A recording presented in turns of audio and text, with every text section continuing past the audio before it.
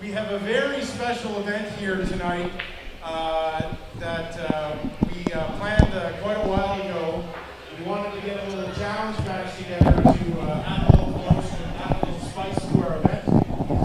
So we went out into the community and we found Paul Livingston from Livingston Steel. Is Paul here? He's down here somewhere. Hey, there he is right there. Paul, thank you very much. Paul agreed to put up a little money so we can have this challenge match. I'd also like to thank the Charlottetown Tourism Accommodation Levy, the folks here at Dooley's, the Inns on Great George, the Hotel on Connell, the Gahan Brewery, all of whom really helped us out with this event. It's been spectacular, the support that we've gotten from the community, and it's led us to 8:30 at Dooley's in Charlottetown and the Livingston Steel Challenge. It's a race to 15 games, so the first player to 15 wins, $1,000 winner take all. Our competitors are from Halifax, Nova Scotia, via Cape Breton, Rick Leon. Rick is the highest rated Fargo player in Nova Scotia. He's a many-time 8, 9, and provincial champion. And he's very excited to be playing for somebody else's money here tonight. Let me tell you. It's going to be an interesting dynamic because usually these guys have their own money or some really big. I don't know if you guys can hear this. Hopefully you can. This competitor is the reigning 8 and 9 ball PEI provincial champion. He is the highest rated Fargo player on Prince Edward Island. Ladies and gentlemen, Lorne Allaire.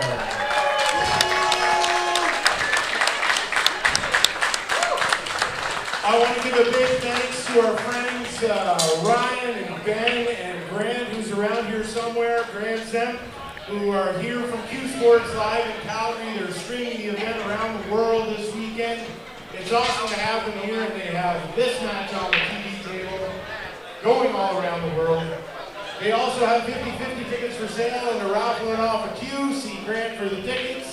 An arm's length will cost you $25 or something like that. So we'll get the match underway. I know Kevin Murphy is here as well, and Ben Murphy and Kathy from the Murphy Investments Organization. They've been a really, really big help in this tournament. They got all of our tables done here. They helped us out with a bunch of rooms, and they've been a huge support. So please, a big round of applause for the Murphy Group for all the support they've given our event as well. And last but not least, we have our CCS National Head Referee to adjudicate the match here tonight. Welcome everybody, please, Wayne Dwyer. And it's Wayne's 39th birthday today, so another big round of applause for Wayne. This is just what he wanted to do in celebrating his birthday. Gentlemen, good luck. Have a great match. Put on a good show or go the hell home. Okay, guys, we're going to get underway here pretty quick. Here we go. Should be a good one. I watched these guys warm up. They both play really good. And it's not every day you get to see a nice little challenge match like this. No, with Livingston Steel putting up the money. We need a little more of this in pool. Here we go, lagging for the break. Looks like Rick is going to win that one. Yeah, a little short. I think he was thinking he was lagging to the head string. He came up a little short, yeah.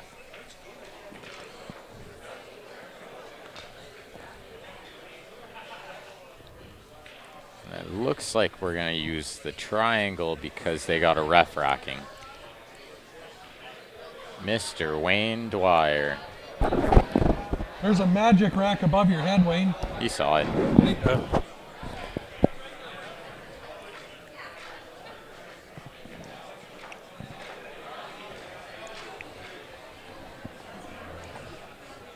So Rick Lee on to break. Yeah, we have, it's going to be ref the whole time and with Wayne doing the racking. for which both is players. perfect. Yeah, Yeah, he's it's- decided, and I would say because of how tough this table You is to need rack. that Yeah. magic rack. I mean, if I was playing this match, that would have been one of the previous agreements. Was think has is to be this magic rack. alternate break? I think it's winner break, but I'm not sure.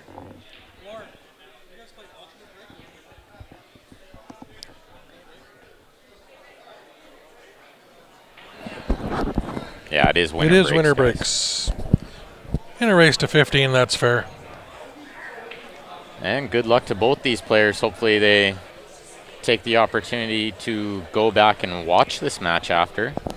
Win or lose, you can always learn something from it. Something I do all the time. I did last night. I won there, go back and watch. Yeah. Basically just to see what you guys said about me, but Which was good. We didn't was, say yeah, anything no. funny, which is unusual. yeah. I was actually looking for the funny stuff, but Yeah. Oh, a nice little kiss on the 3. Otherwise, I don't think he was making a ball. Table 19, Robert Young, Adam Croft, Looks like he made 2 balls.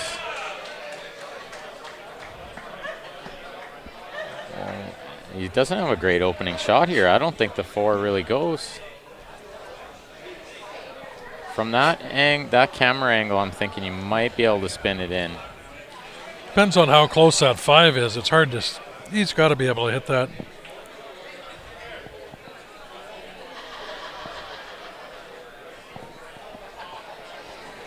He was like, "Do I need a ref?" And the guy was, "It's open table." yeah. So as long as you call the ball, you're okay.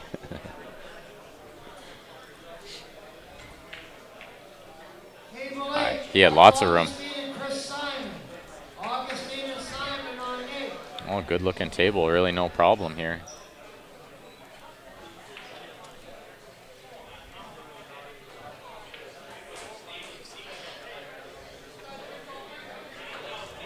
The only ball I really see posing a problem is that 5 if you didn't get on it right now.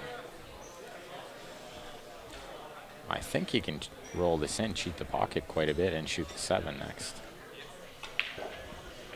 Oh, he had plenty of room.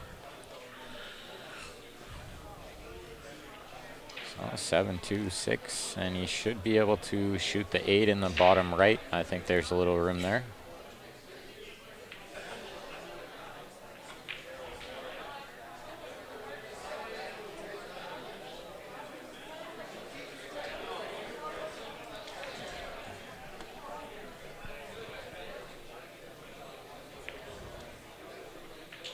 Rolled that in nicely, cheated the pocket a little, held for his angle.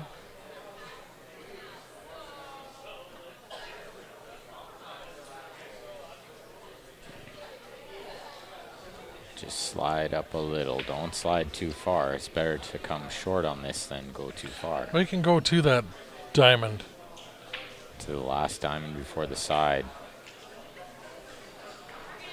He got perfect. Good shot there.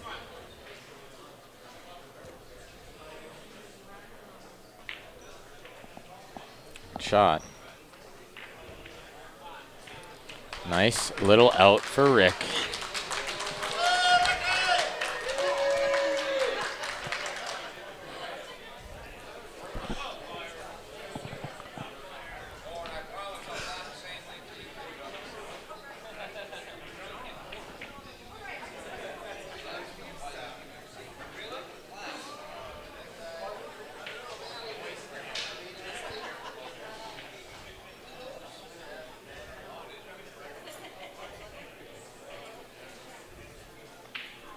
Take a look at Mr. Wayne Dreyer racking these balls.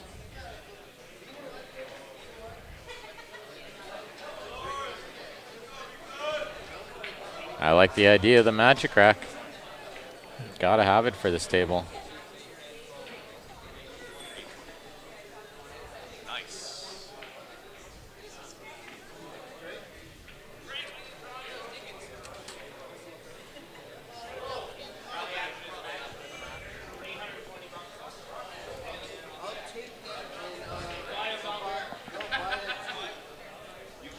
see if we can get a little view of the rail here too. We got quite a few people watching this match.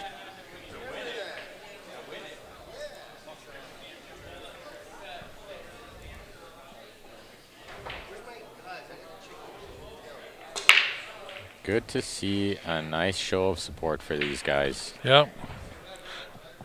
Yeah, there's probably 50 or 60 people in here just watching this match. Yeah, there's a good showing here. And this table is perfect to play it on. Yeah. There's lots of room for people to sit around and watch.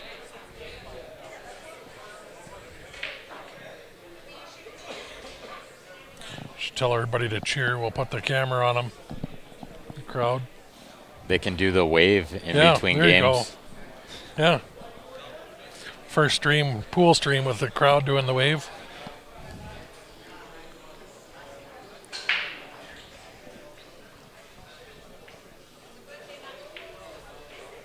Eight balls from a different set. Could be. I'm not sure. Yeah, it could be, but it doesn't look bad to me. I think it's okay.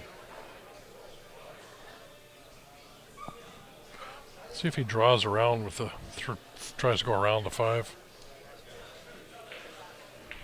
Oh, straight out and back. Got to do something with that 4. I don't think that 4 ball goes in the upper right. It might after you move to 5.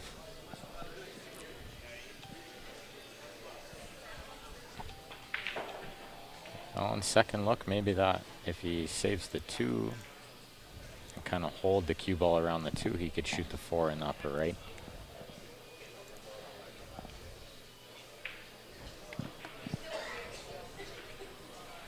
Shoot the 5, then the 1 in the side.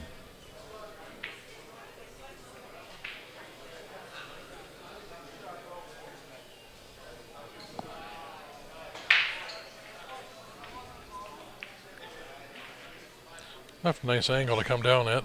This is perfect. Just roll forward. Oh no, he's looking at maybe going. He's looking at crashing into it. No, he's going to shoot the 2 in the lower left instead. I thought he would shoot it in the lower right. This is good. He hit that at a really good speed.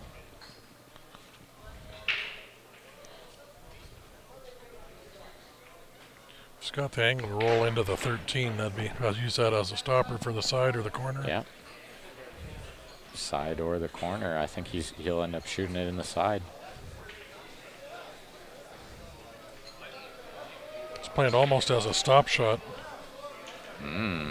Too much of a stop. I like rolling into the 15 with that, or the 13. Yeah, the 13. Yeah. I think he wanted to just stun follow a hair, but he's still okay here. He still has a good shot at this. Just draw it off the rail and back out. Mm-hmm. Just don't draw it too much into that 8 ball. No, he'll miss the 8. Just like that. Overcut it though. He missed the 8 and picked the window good. He got the cue ball right. Just overcut the ball here. I think Rick gets out here, no problem. Yeah. Well, and that's all right. It's a long race. 15 is a long race, so we got a long way to go.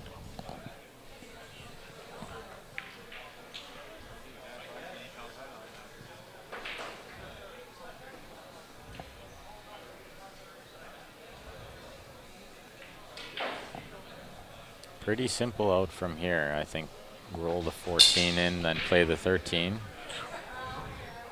Smash somebody's break cue there. He might actually have too much angle to roll this in and hold for the 13, so he'll probably go down table and maybe shoot the 10 or the 9 next. Or the 15. This isn't perfect, but it'll work.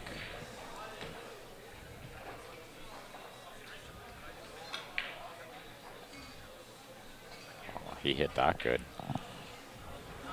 He hit that perfect. Yep, that's leave himself an angle to come off for the 9. I like the pace that he's playing at too. Yeah, we watched him in New Brunswick. He played on the stream a couple times. Yeah, a week and a half ago. He plays good. Yeah, I caught him. I caught one of the matches when he was playing too. Yeah.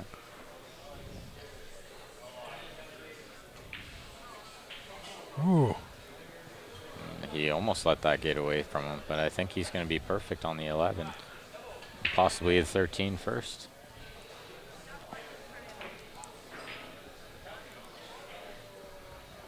Where's all these PEI guys sharing this stream? Yeah. Get everybody to click that share button. We were up at 160 there. Especially all the Easterners here, you guys watching. Yeah, whoever your hometown boy is, should be rooting them on. See how many people we can get watching this. Give these guys some love. I think he just cut that and go 3 rails. I might not try to do too much here. I might just try to go below it. He's banking it. Oh, see? I like that even better. Just make Yep. it straight and stop the cue ball. TV shot. Nice shot.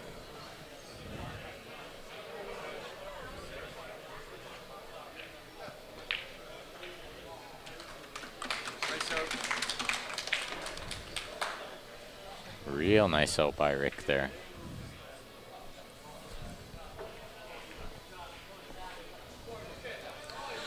Here are some of the tournament sponsors here that we got for the CCS Maritime Championships.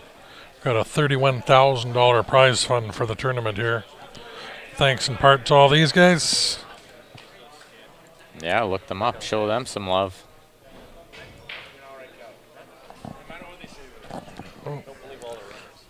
So,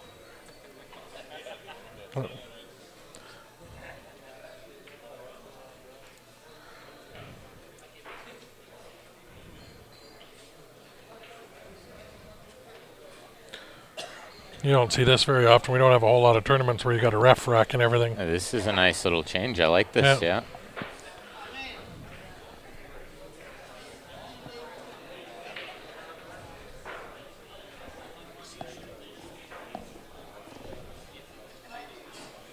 I think he wants to sit in if you want to.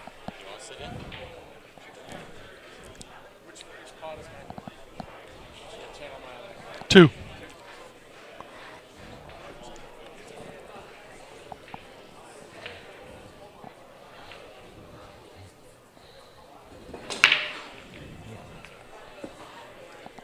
This goes.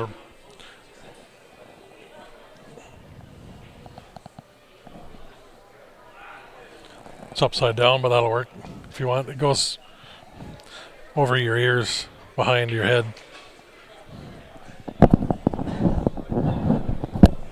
Oh, make this, just put it on my face. I'm used to the things that just go like this. That's what she said. Yeah.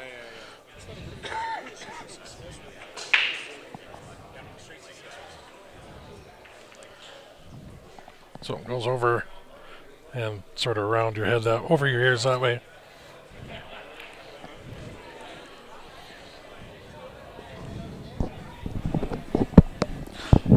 So we got Andrew sitting in, who is the organizer of this tournament here. It's been awesome. Thanks for putting it on. Listen, we're really, really happy that you guys decided to come out. It's been a really excellent addition to what has so far been a pretty awesome tournament. Yep. No, and this is hospitality we've had out here from you guys has been the best we've ever had anywhere we've gone. So you know, we didn't want to just have high quality pool. We wanted to put on an event that everybody could enjoy from just that perspective.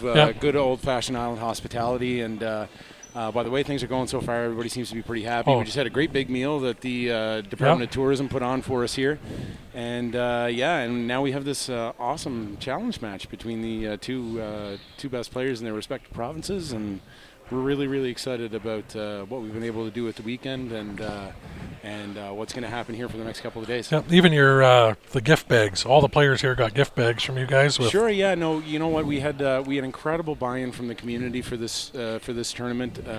You know, there's been a lot of us that have put a lot of hard work into growing the game here on PEI. We've seen our local CCS league grow from 80 players 3 years ago to 120 players this year. We've seen sponsorships from just about every restaurant within a quarter mile here, and a lot of different businesses from all around PEI. We had tremendous support from the city of Charlottetown, from the owners of this establishment who own a couple of hotels and a lot of restaurants around. I mean, they redid every table in the room. They've just, everyone has gone over and above, and I think the reason is because they've recognized the effort that we've put into it, and they've recognized how much we've been able to grow the game. Yeah, no, it's been awesome, and that's not a whole lot of places or tournaments you go, I don't think, where you get gift bags and free drinks and a free dinner. And you know, we've worked really hard, Ryan, you know, over the last couple of years to try and do something special. So the whole impetus for this tournament is to show people what we're capable of doing here. To show members of the community, you know, what we're capable of doing here, to get people interested, to have them walk in the door here and see the spectacle of pool that we've arranged for this weekend, and decide that they want to be a part of it. Well, and that's how you grow the game. No matter where you are, that's how you grow. Awesome room here, and for the people that don't know, I mean, you can look on a map and see where Prince Edward Island is, but your main economy and everything, I guess, here is probably summer and all the vacationers out here, right? Agriculture. We grow a lot of potatoes here, and a lot of other beef is big here as well. But tourism is a big component of our economy. You know, we brought in for the first time last year. PEI had 1 million overnight stays in a year, so 1 million people stayed one night each. So 1 million overnight stays. There's 7,000 some odd people employed in tourism on PEI. And it's events like this that happen in the off season that really catch the interest of the city and of Tourism PEI, because we're known for our beaches and our golf courses and your beautiful summertime kind of location. So when it gets to October, November, December on through till June, they really pick up on events like this, and they really take notice when you're going to bring in 80 people from out of province and support a lot of local businesses around, because everybody's going to get a bite to eat. Everybody's going to, get a rest somewhere at their hotel. So it's great for the economy. It's great for the sport on PEI, and we're just blown away by the response. Yeah, and I know the CCS Maritimes. I mean, for the people that haven't heard us earlier, they traveled around to the 3 provinces, right? So you get it's 3-year cycle. So that's right. It'll be a couple more years, 3 years before it's back here. So I know you're talking about, and it'd be a great idea out here. Big singles tournament.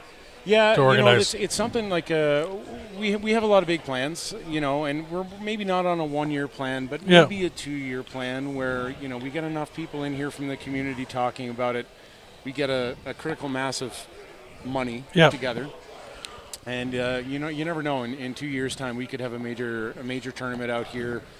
Maybe not necessarily this time of year, but definitely between October and April. We won't try to conflict with anybody, because there's there's more and more tournaments happening all the time now, and we just want to be a part of it. And this is a great room. It's a great community. We have lots of great volunteers, and I really think we can make something special happen here. And if this weekend is any indication, we may have definitely already done it. And it's, I mean, this is more people in the venue watching than we've seen anywhere we've been in the last year.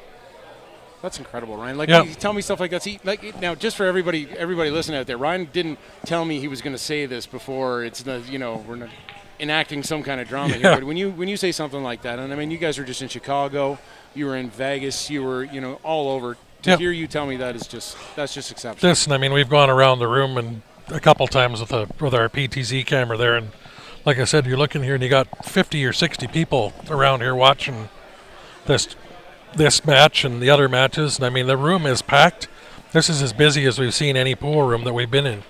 That's great. For a pool room. I mean, you get the big CCS tournaments, Vegas-style tournaments, where you got 60, 80 tables where there's more people in, but for this size of venue and this full, this is as busy as we've ever seen any place. So, well, like I say, we only have so many tables and so much time, and we squeezed absolutely every player we could into the tournament. They bring their families with them too, So, and it's generated a fair amount of local interest. There's people in this pool room now that I've never seen in here before. And that says something. Well, and that's what we're trying to do with the stream is grow pool. Sure. And that's why we bring it free. And I mean, here's Charles Lackey.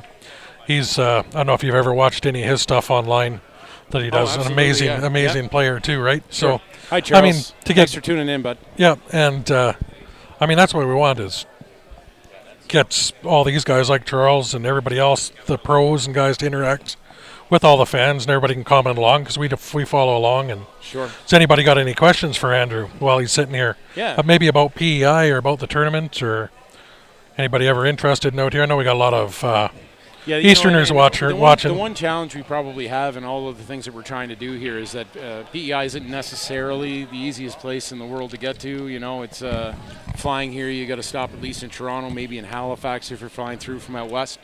But we think we have something pretty special, and we think it'd be worth the trip for just about anybody to come on out. And we'll see how the plans lay out over the next couple of years, and we may have something special more to give everybody. Yeah.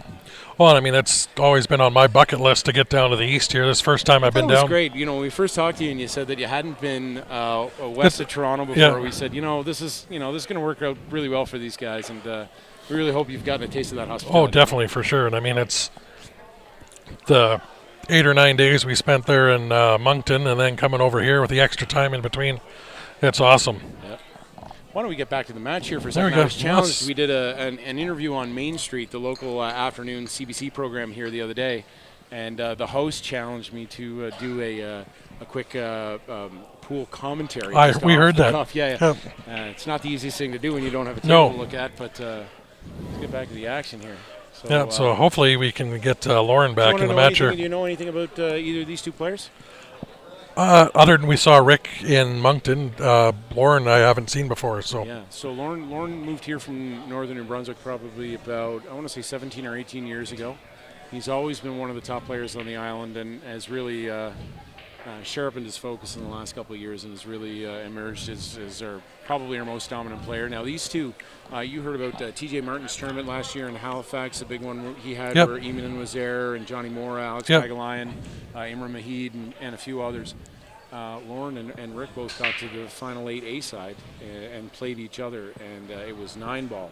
And of course, Rick is a bit of a 9-ball specialist, and he beat Lorne 11-7 in that game. And we were originally planning this match and talked to Lorne about the kind of people that he wanted to play, who he might be interested in. Yeah. And he's right away. He said, "You know what? I'd really like a rematch with Rick Leon, except I want to play 8-ball this time, and see how it goes." So we're pretty excited to have this on.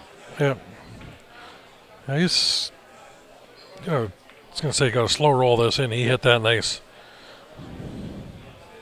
Yeah, probably a little draw on the one to get the 8 inside, I'd say. Yeah, get him on the board here. Yeah, that'd be good.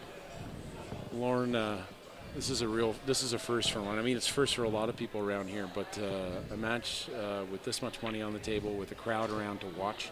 Yeah. This is something that Lorne certainly isn't used to. Well, probably Rick either, really. Yeah, well, and you get the pressure, too, of our cameras up here, and everybody's sitting here got us with the headsets on. And attaboy, Lorne.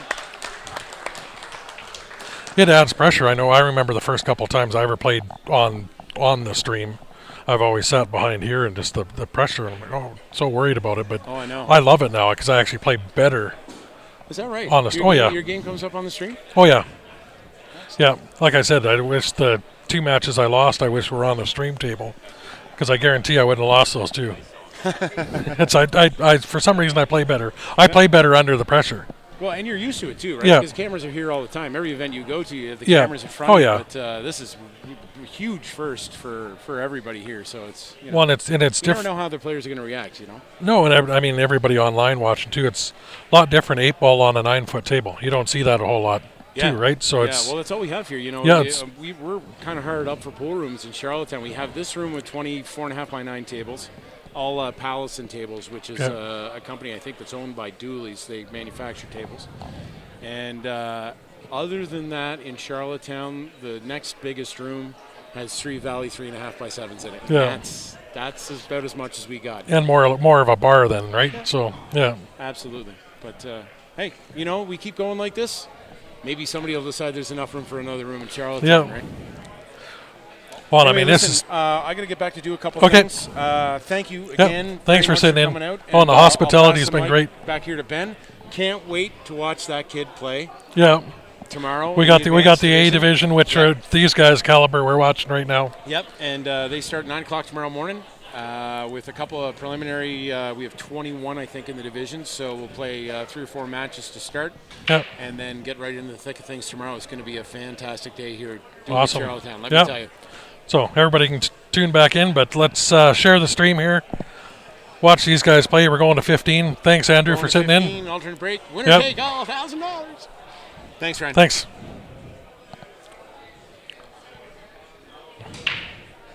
Thank you. Thanks. So Ben's taking a little, or checking the weather as Grant does, I think. So he'll come back. There's a nice break here. A couple balls down for Lorne. Winner break. Grant lost his first match. I think it was to go hill. Grant was down 4-1 and went back hill, and I guess there was a bad roll on the table. They've actually stopped all play on that table. So, unfortunately for Grant, I guess he was the last one to play on that before they get it fixed either tonight or tomorrow. Get it re-leveled. Hey Jerry, how's it going? Thanks everybody for tuning in. If we can all share the stream, that'll be awesome.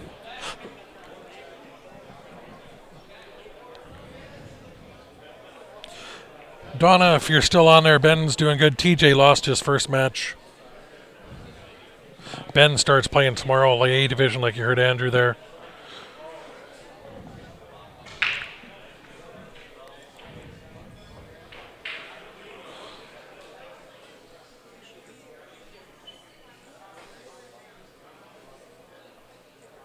Yeah, Lauren's in a little tough here. I don't know if that 7 goes by the 5 or not.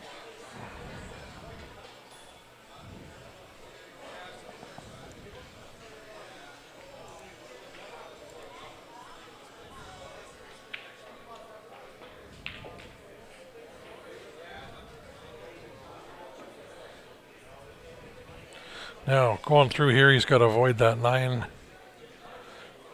and 15. He's looking where he wants to hit right there to come through. Then he's got the 13 could be in the way. He's got to get up by that top left corner. Avoiding the 11 ball as well. How'd he hit it?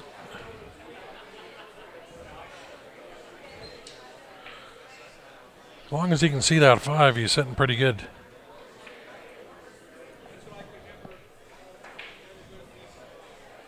Hey John, how you doing?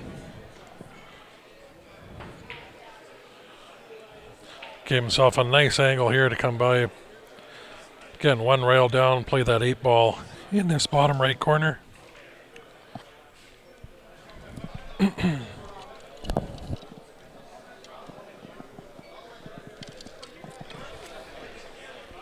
Not smart for the lower level players. Watch, check that angle, make sure you know where you want to go, like he was doing there. A little short, but easily cuttable.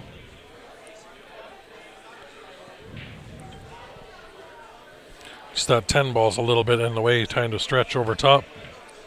Again, come around, check that angle.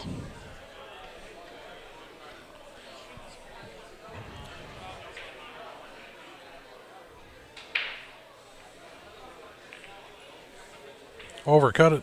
Oh, still goes in. Nice.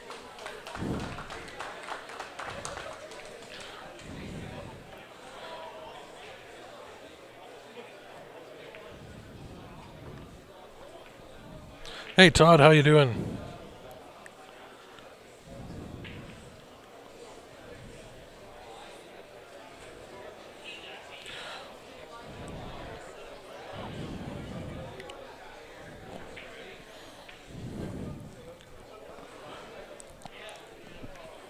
You got to be in the middle of the night over in Sweden there, Charles.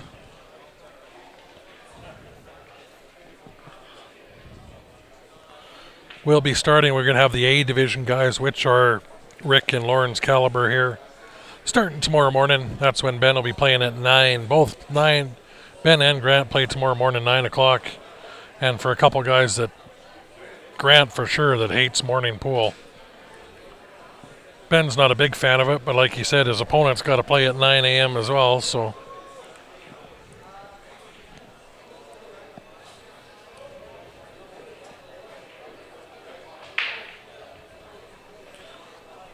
Yeah, we see Charles tune in the odd time. It's awesome getting the pro players and great shots tuning in and watching.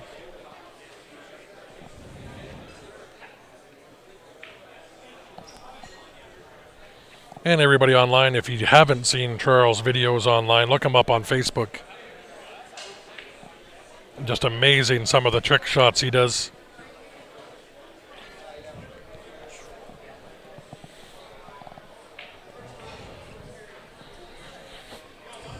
That's Wayne Dwyer, the CCS national head referee, racking the balls.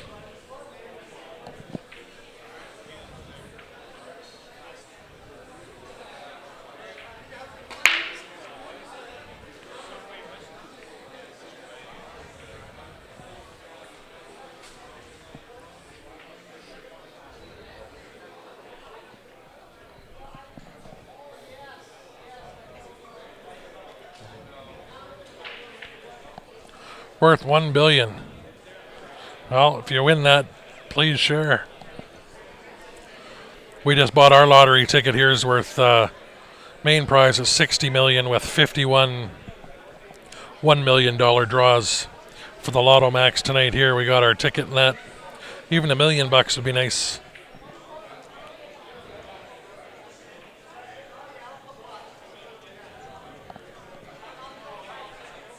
And being CCS, it's world standardized rules. It is behind the line on the break.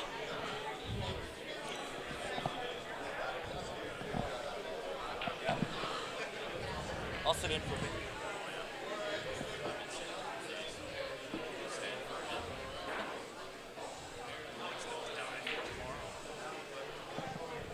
We got Grant throwing the headset back on. He's done checking the weather with Ben. Hey, the weather occasionally needs to be checked. I can smell it's a little smoky outside. It's a little cool. It's a little smoky, but other than that, it's good. What is going on, everybody? What a match we got going on. If you guys are listening from PEI or anywhere in the Maritimes, y'all need to share this stream. No, just anybody watching needs to share the stream. Especially those in the Maritimes. There you This go. is happening in your backyard. Especially if you're anywhere within an hour drive of here, you should be here watching. Oh, the room's packed. Which is basically almost all the island. I think it's like an hour and a half. Yeah. Charlottetown here is like either end's an hour and a half away, something like that. Yeah. So We got a match going on. no, 8 on the break is spotted. It's the breaker's choice to spot and continue shooting or re-rack and break again. Breaker's choice. Good evening, Brian. How are you, buddy? It's all right, buddy. I picked up what you were putting down there. What a nice shot if he gets there. Oh, he was trying for it, but he'll be able He'll to. get good on it on the 13. Oh, he's going to be bridging over that 11 ball a little bit. He will, but straight draw. He'll be fine. I'm pretty sure 10 goes into that bottom left, 12 goes there. He should be good out from here. Sitting pretty. One mic is low. Is that my mic that's low? Could be. Could be mine. Yeah, I think it's yours. Probably. Mine might be a little high. I don't know. He came too. Well, no, he came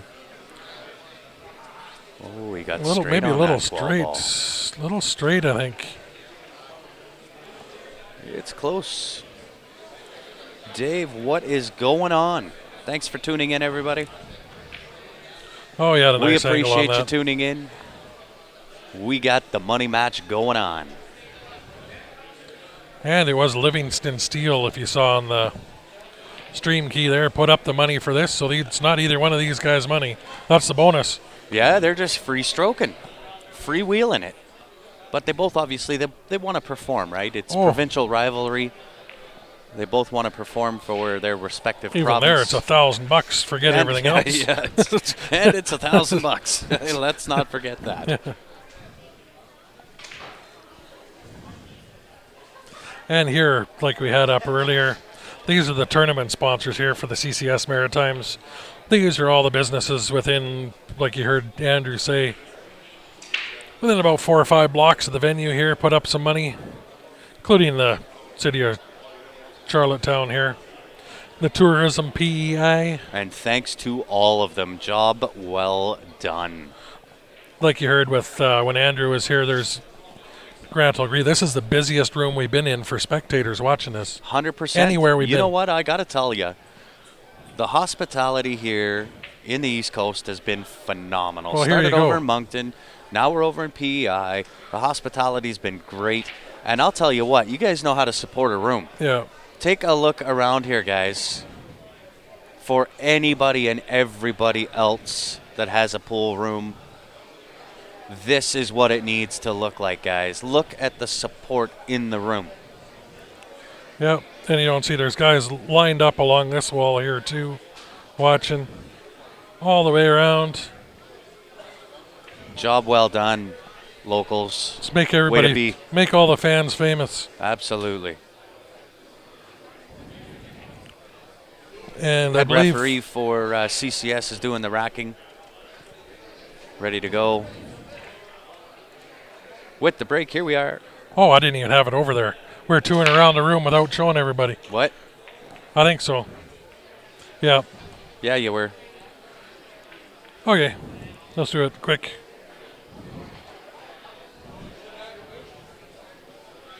While Wayne's going over. So there's people watching that way. All over there as we're talking. You still haven't sent the picture over, Wow. I need to go to bed. right? There we go. There we go. Sorry. Hey, look, there's us. There's us. Hi, yeah. guys. And I get the camera unstuck. So yeah, there's big room in here, guys. Yeah, that is a packed room. This is how it's done. There's 14 tables all the way back there. Nice big seating area with a fireplace, leather couches, everything sitting behind us here. They got a stage built up and platforms so everybody can tune in, watch. That is us sitting right there. Take note, y'all. This is how it's done.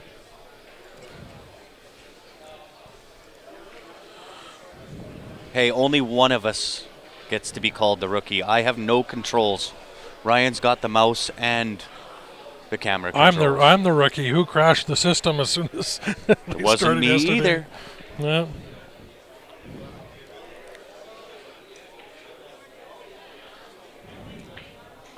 Rookies. Yeah.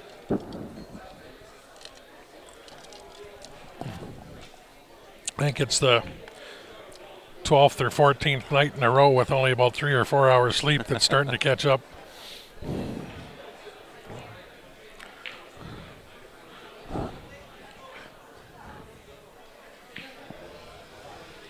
I don't think he is on the 3. He's got the 1 ball. It's got the 4 2 in there. rails. Oh, the 4. Wow. I saw that as the 8. Uh-oh. Uh-oh. Short side 3, maybe? Nope. That is Troublesville right there. Hippity hop. That is Troublesville.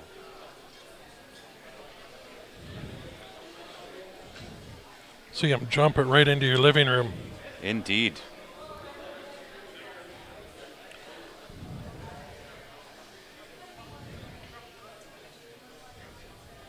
Can he draw enough to get there? Makes it. He might have that edge. He's got the edge of it. I don't but, know if he can cut it back that He's way. going to have to bank if he's got enough to even bank it. I think he's just got the Yeah, edge. he's banking it. Yeah.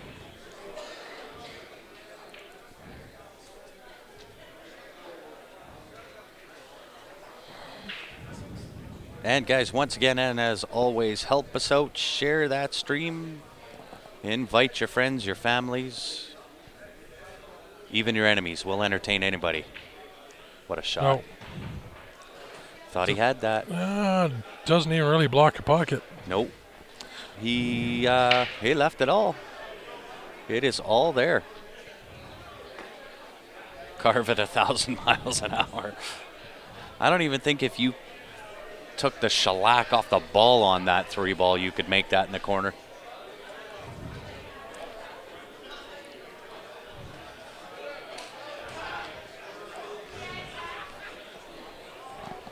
But we'll see how Lorne handles it.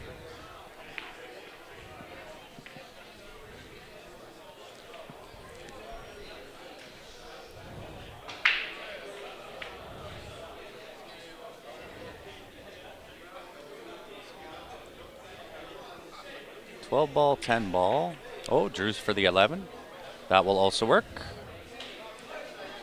I like that. Maybe even leave the 10 for your last ball.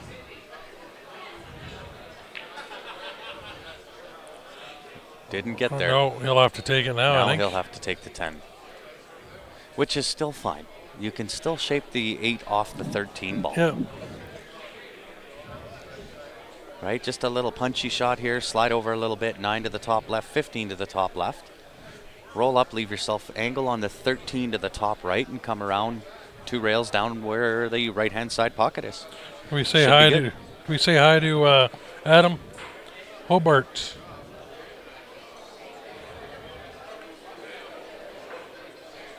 We did not. Tony's got Hello, 11 Adam. of his 12 friends are watching. Tony. I'd get on that 12th friend. Right? Say, what the hell are you doing? Join the party. Hey, we appreciate it. 11 out of 12. If everybody that was online did that right now, that's where the numbers should be. Yeah.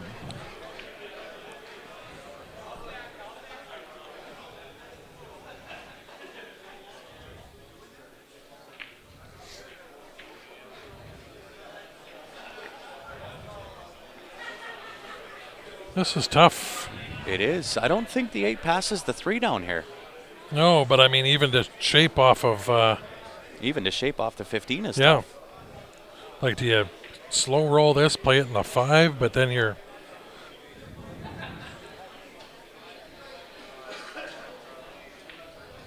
sort of sitting out in the middle of nowhere. That's where I wouldn't mind it closer to the rail. 'Cause He's going to have to draw into this with some left hand just a little bit and leave himself the right angle on the 15 to the side pocket. Unless he wants to come above it. I think he might even be going below it. Yeah, come above it. There you go. Okay, so I know with this table, this is a really, really tough shot. These tables do play a little bit slow. So if you're going to go forward into this 3 rails and around, you got to go after it. If it's tough to draw that because if it doesn't pass it doesn't pass the 3. It does not pass to the bottom right, so there's no sense him trying to draw this. He's going to try to super draw it. I think he's going to try to punch it in and go around 3 rails, but this table plays a little bit slow.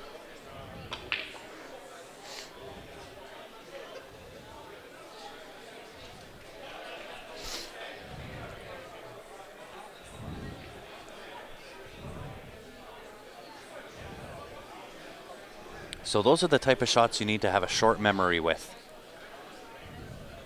You're allowed to kind of get mad at yourself for about 15 seconds after that shot and then let it go.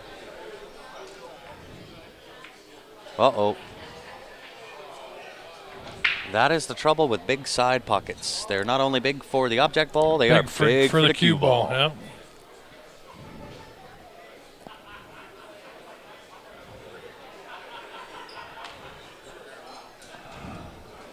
So Lorne gets a chance to close this out. Close the gap to a 1 game.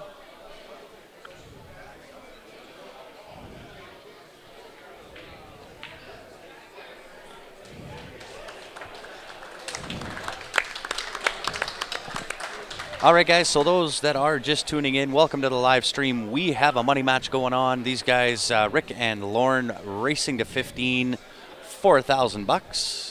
That was put up by one of the local companies here in PEI to make the money match happen. We are broadcasting live out of Dooley's in Charlottetown, Prince Edward Island. And if I remember correct, that gentleman right there put up the money. I think that was Livingston Steel is the name of the company. I think they introduced him as Livingston Steel. I think they introduced him as the owner. So there's us. No, it is that gentleman on the wall over there Is it? in the glasses. Yeah. Oh, there he is. Okay. Wearing the hat. In the hat. Yeah. So there's room. There's 14 tables back there. There is a private room back with a table back there for the money matches or anything like that. But we want everybody to see this whole event. So Beautiful room here, guys. If you are in and around the area, around Charlottetown, this is the only pool hall they have here. That is- 29-foot tables, a ton of TVs. The staff have been amazing. This is a place that you want to come and check out. that is the gentleman there with Livingston It Steel. is, yeah.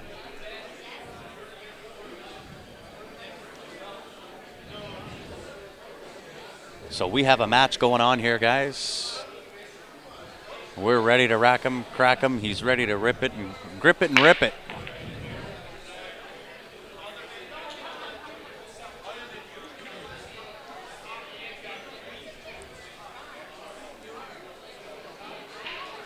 It's tough. Tony, 29-foot tables. I think I take high ball, cut that 9 in the side maybe.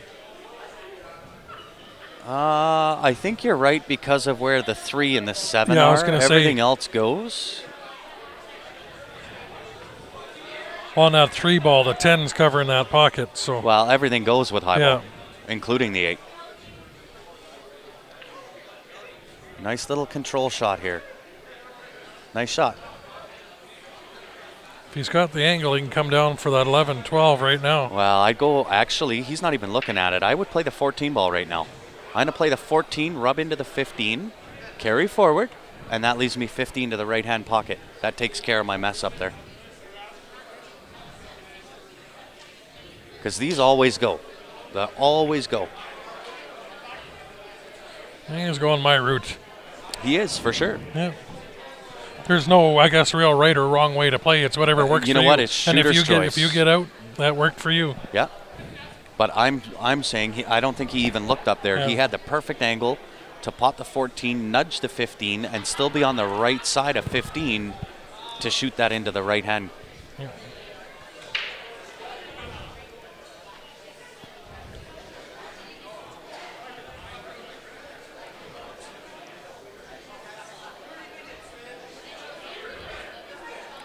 So the gentleman you see there, his name is Wayne. He is the head referee for CCS. It is also his birthday today. Yeah, he's doing So this Wayne, on when his you go back birthday. and listen to this, happy birthday, brother. I'll bet that you never thought you'd have been doing this on your birthday. In fact, I probably could have talked to you last week, and you'd have not known that you'll be doing this on your birthday. There you go.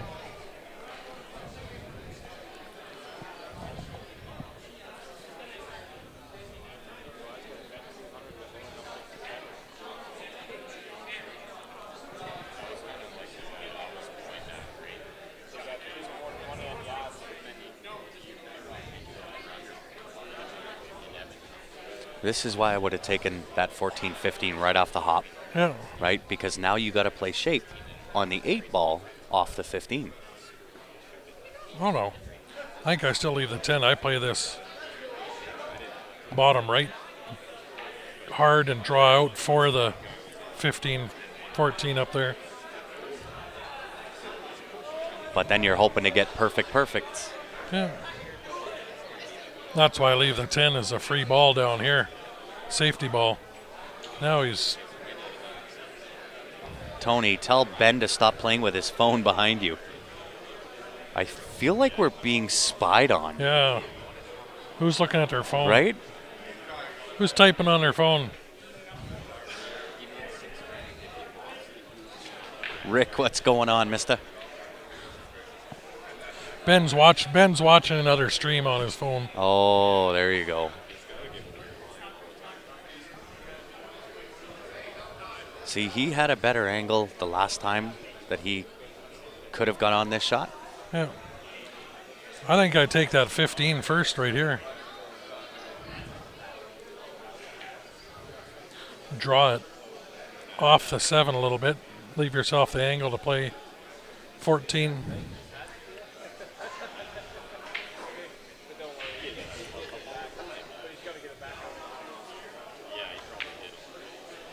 He hit that I think good. he's good. He's still there.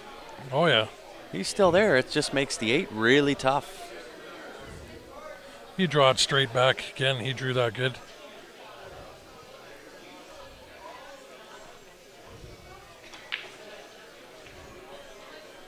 Nice draw. Nice shot. Well done.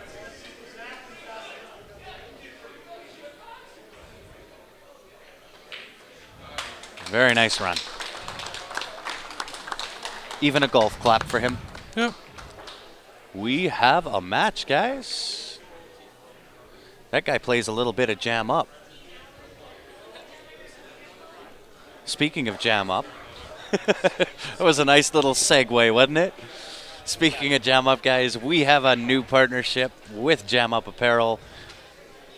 It is made by pool players for pool players. It is Damien Pong Panic.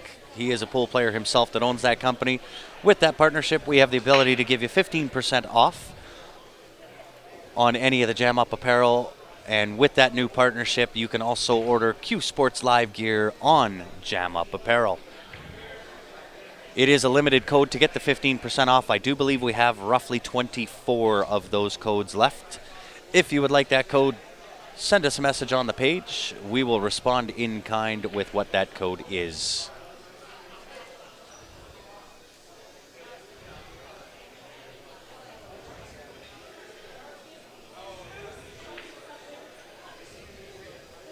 Yeah, the corny plugs. Hey, you know it, Ricky. If we can't do it corny, then it's just not fun. Yeah. And again, here's tournament sponsors here that put in money. They got signs above the tables. Hard to see here, but these are all the local businesses that put in money, kicked into the added money for the tournaments.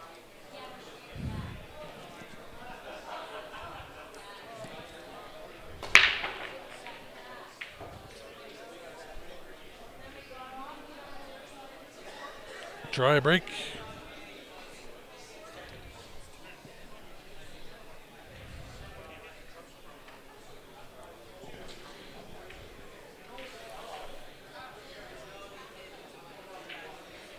Right? It wouldn't be very fun if it was not corny.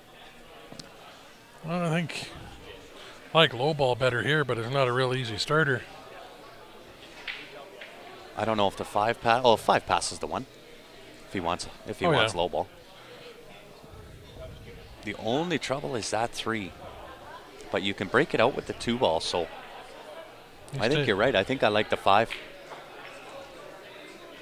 Unless you can do that and get perfect on it. Yeah. And break out everything in one shot. Beautiful shot, sir.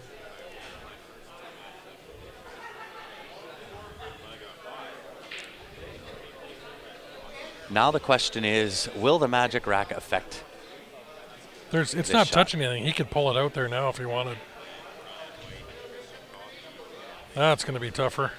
Well, he's got the cut on the 15 ball, but... Actually, I think he's got the 11 if he wanted from there too, does he? Nope. Oh, maybe. Yeah, I'm going to say he doesn't. It's right married to that 8 ball.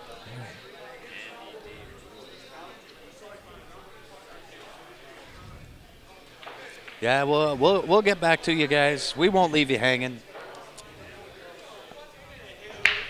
It's because of those ads and sponsors, guys, as to why we can bring you the action. Yep. So when we show those ads, guys...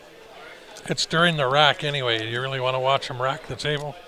Well, and you know what? They deserve the credit. They deserve the shout-outs, right? They're the ones that put up the cash. They're the ones that donated to the tournament to make this thing happen. So not only with the tournament, but even with Q Sports Live. This is how we do it. This is why you guys get to watch for nothing.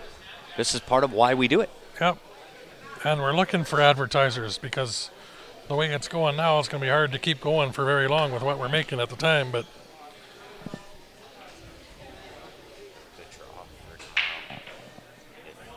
If Lorne wins his first match, he plays Ricky tomorrow. It's pretty good. Not outside drinks, unfortunately. Not as of today and tomorrow. But up until that point, you can bring in outside drinks. But Outside obviously drinks? not for today and No, tomorrow. it says normally get like a Tim Hortons coffee they're okay with. Yeah. No outside pop or anything like that normally. Yes. With them not having any food to speak of, You can order and bring in whatever you want. you can for order food. and bring in food, but the drinks obviously they want to have sold at the bar.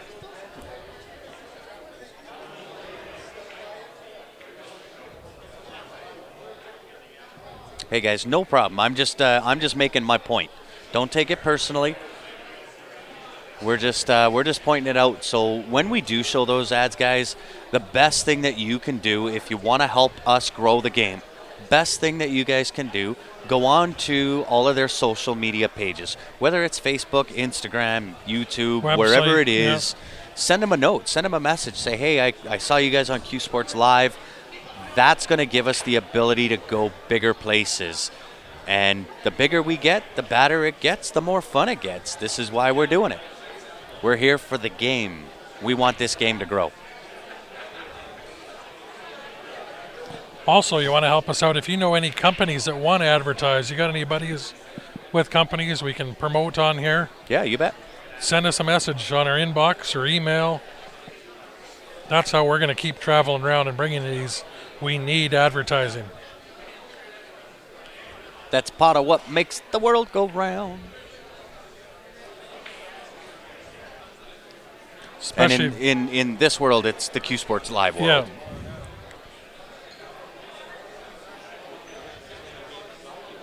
Hey, good night, Brian. Thanks for tuning in, buddy.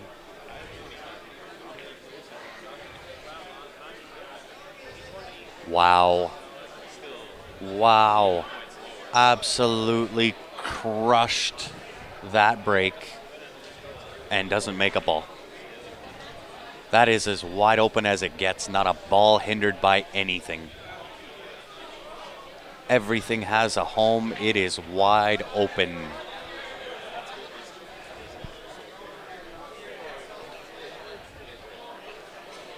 Yeah, I think he makes that, Adam, out of a place in Moncton, if I'm not mistaken. What's that?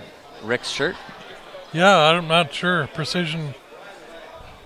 I can't remember. Somebody else asked about that shirt when we were doing the Well, Moncton feed. he's in Nova Scotia, so Yeah. But I think it's local. yeah. It is locally done. And by local, I mean in the Maritimes.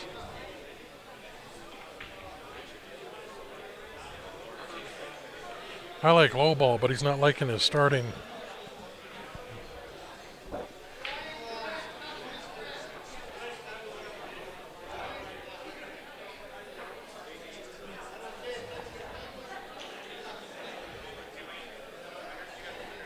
Yeah, he is sitting with a wide open table. Got a little bit too much angle on this 3-ball, more than what he wanted, but it'll still work. I think I play this a little inside left, almost a little stun, drift down.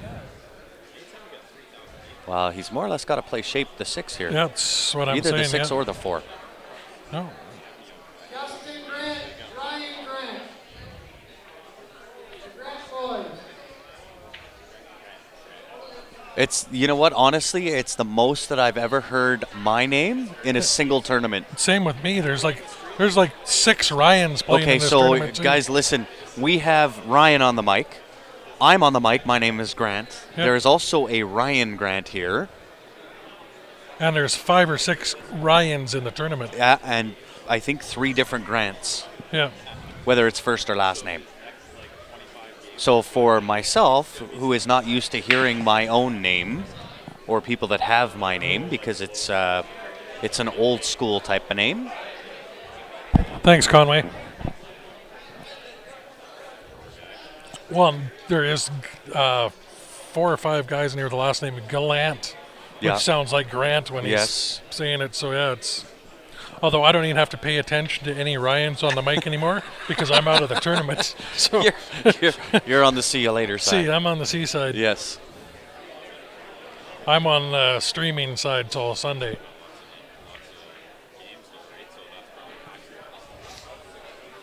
like I was saying, I just need to play all my games on the stream.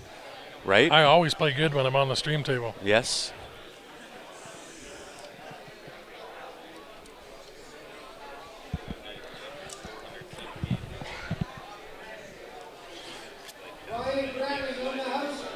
We're right here.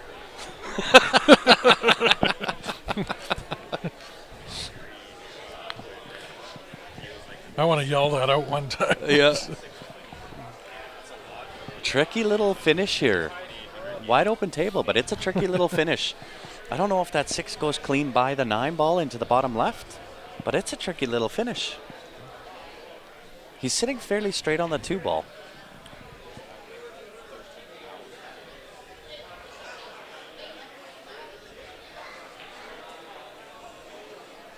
Ooh. Well, it's looking like Rick gets to shoot the 10, the 10, the 10, or the 10. Oh, he might have the edge of 14. He's got the 14 on the He side. might have the edge of 14. Oh, yeah. Look at that. Oh, he's got all the 14. He could cut that 14 in the corner if he wanted to. No, it is 5-4. Ryan has to update. Oh, No, it I is- have it 5-4. Never mind. My bad, my bad. Nice little bump on the 13. Although he froze it up. That still goes side pocket. Yeah, it makes the 11 tougher, though. So I think I'm going to go 12 ball, 9 ball, 15, 10, 13, 11, 8.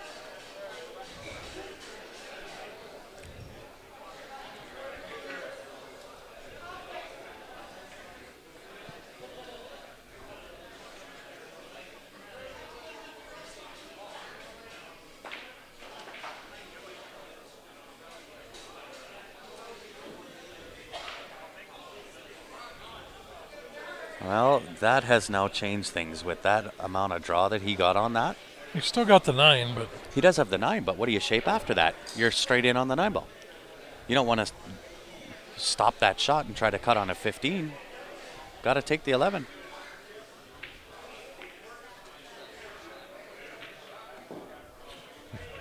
And that's the problem. Oh, Yep.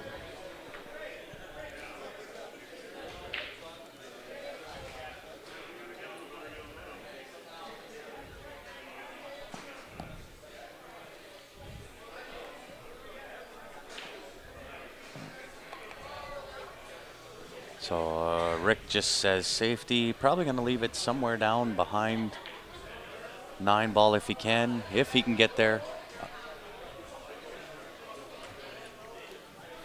And I think with the way that Rick missed that, he did put a lot of draw on that with a lot of siding. But with this table being newly felted within the last week, it does not grab the same as what he's going to be used to.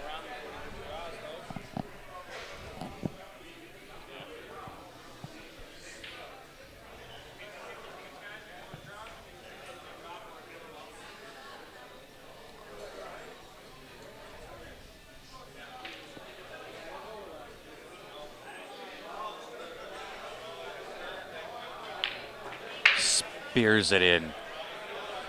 Nice shot. Has some nice check on that. Be able to take the 6 to the side pocket, float over to the right-hand side, probably chop that with a little bit of bottom. Take the 5 ball to the bottom right, 8 to the bottom left. Or optionally the roll up with 8 to the left-hand side pocket. Oh, now he's going to go last pocket. Didn't Yep. go over there quite far enough.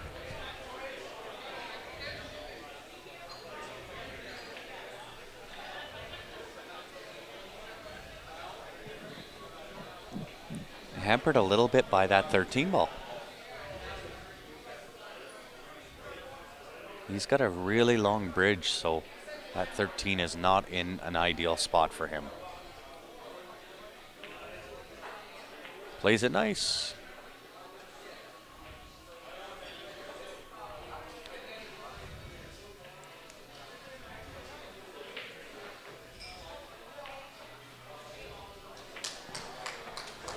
There it is.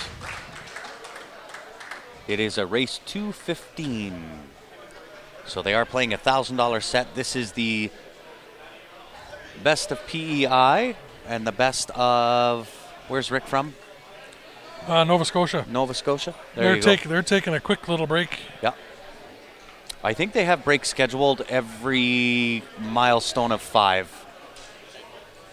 Every 10 every games? 10th game, yeah. So again, we'll tour around the room. There's everybody watching. It's a front entrance back there.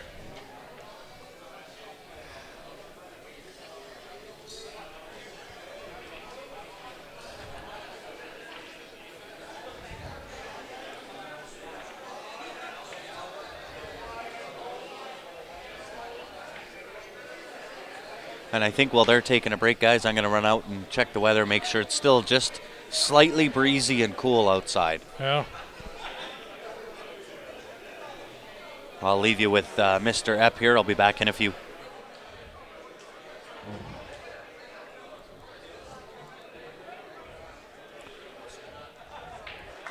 So we'll flip around the room a little bit.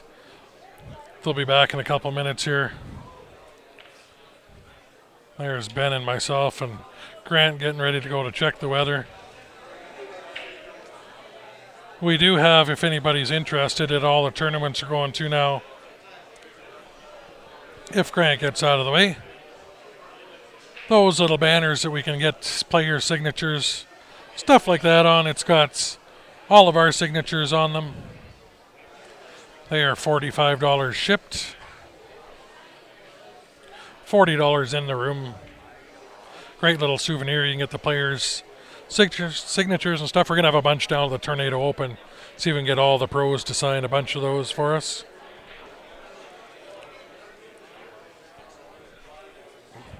So this is the rest of the tournament going on in the tables in the back.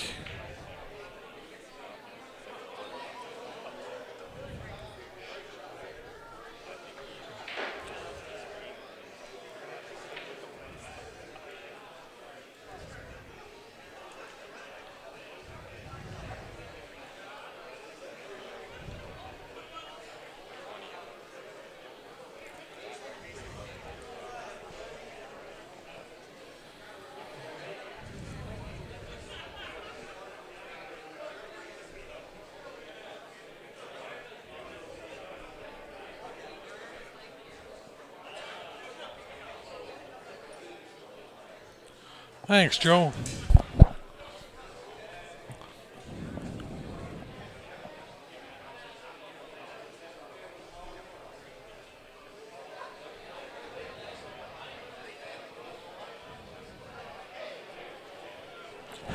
Well, that's what because we can't do the online raffles anymore. So we're, again, this whole trip till we get that sorted out with lawyers and stuff, we are way, way out of pocket to bring these tournaments. And again, that's why we're looking for advertising. We make our money from the advertisers, from selling the 50-50 in raffles. We can only do, we're lucky enough in here that Andrew was able to get a license for us to do them in the room here, not online.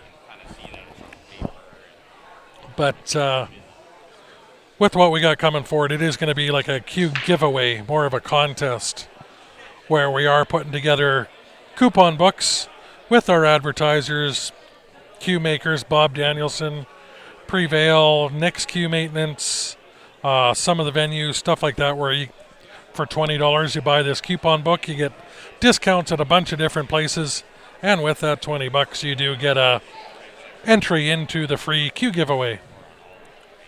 So that's how we get around the needing raffle licenses and stuff like that, but we need to make sure all the paperwork and all the legal stuff for those contests are good for the US and Canada. So again, another expense with the lawyer in Canada, lawyer in the States, but eventually we'll get that going.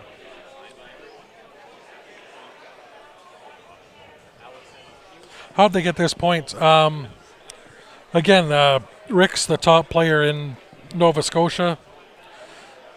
Lorne's the top player in Prince Edward Island here.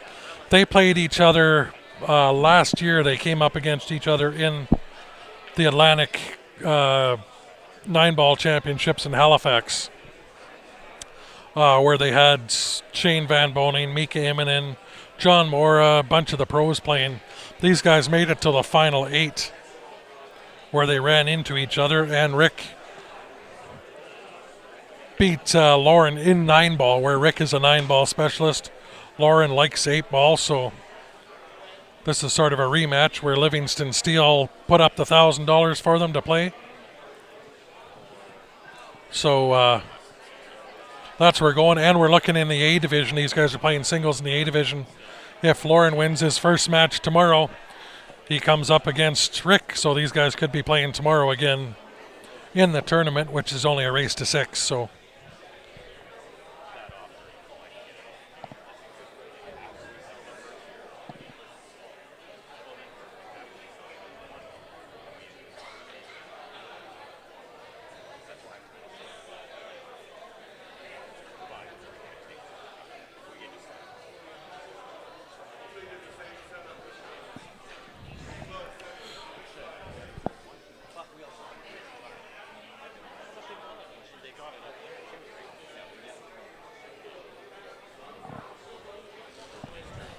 we get all those signed by the pros. That's what I was saying. Like you go event to event, and then you get them signed by whoever you want at that point. You get by or we can go as far as the big names.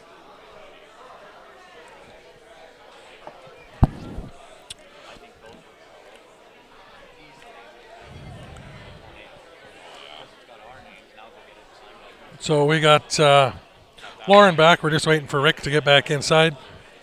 He's outside checking the weather like Grant does, a.k.a. having a smoke.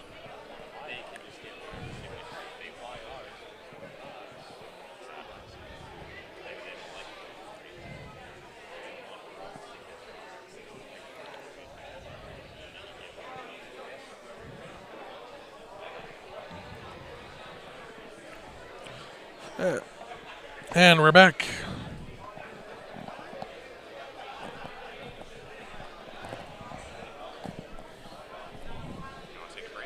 No, if you want to jump on. I'm good. Sit for a minute, but I've been sitting too long all day. Oh.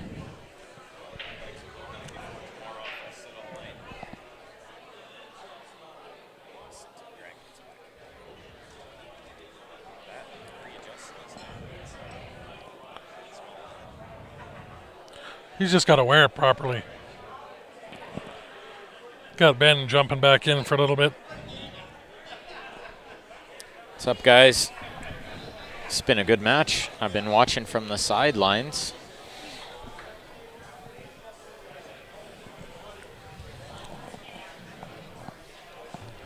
So he was over there looking at where he can shoot the 6 from after the 3, which is what he's going to do right now. Unless he chooses the 1 first. Maybe get a little closer to it. That's what he's probably going to do. He's got a little steep angle on that 1 to... I guess he can come down and play the... Yeah, he looks pretty good. I think he'll play the 1, then the 4. 3. Yeah. And then try to get a perfect angle on the 6 if it goes from where he was looking originally.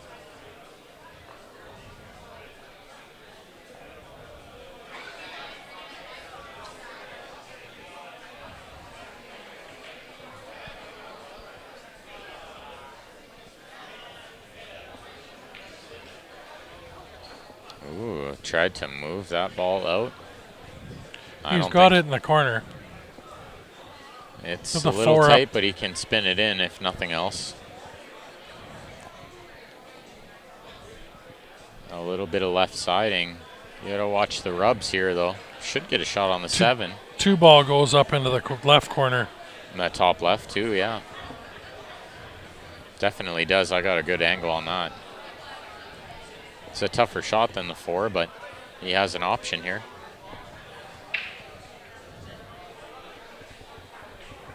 Tony, no, I'm not smoking the legal stuff outside.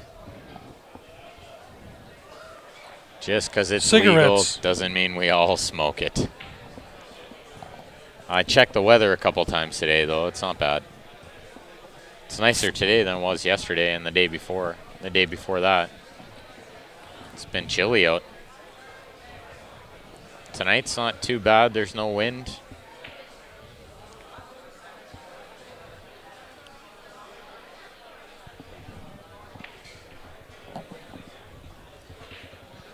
Looks like he's going top left with a 2-ball.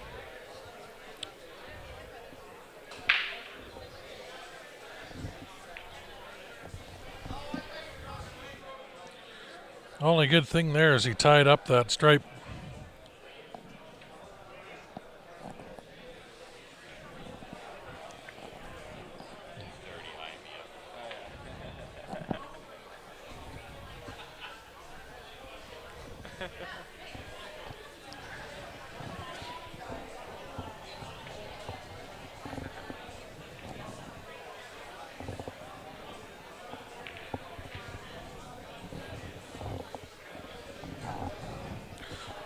Two games. Chris is wanting to donate to your bank account.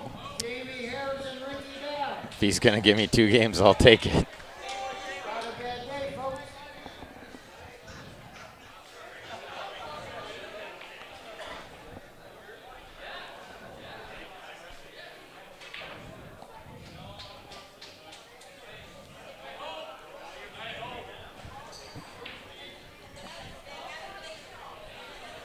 That Wednesday, the marijuana became legal all across Canada. But it is still smoke-free indoors. Can't smoke inside anywhere in Canada. Unless it's your own house. Yeah. But why would you want to do that and have it all smelly and stinky? Yeah, exactly.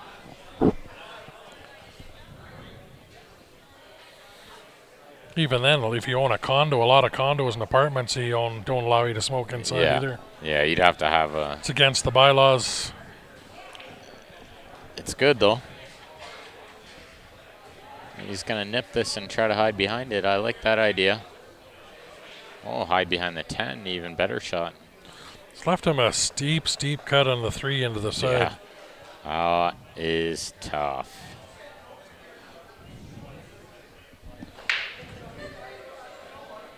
Not a big fan of trying to roll that ball in.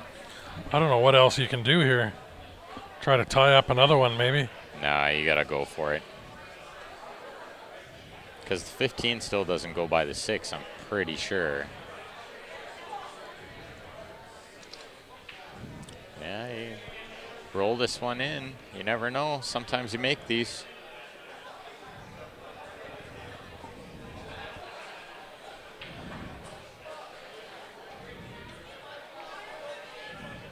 No, he liked your idea. Try to tie it onto the 14, but he didn't get it.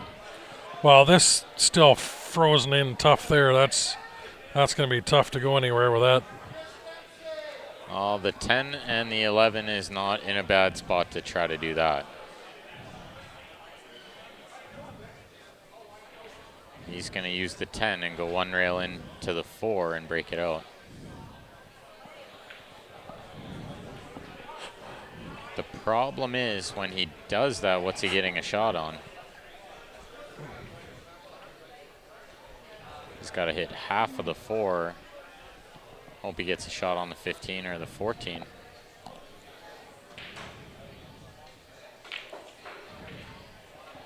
Half of the 4. No, he hit 1/8 of the 4, which is no good. He's going to have another swing at it, but now he has to get shape on the 15 when he breaks it out. Pretty tough to break that out and get shape on that or the 14. It's going to have to be the 15.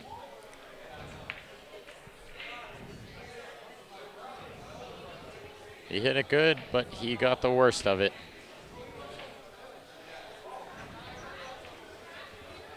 Can't see much of a potable shot here. Unless he can see the kick to where the 2 is. Which is a pretty steep cut coming off that rail. You're letting the cue ball fly. But it is a big pocket where the 2 ball is. I might try that. Kick off that right-hand side rail and try to make the 15 where the 2 ball is.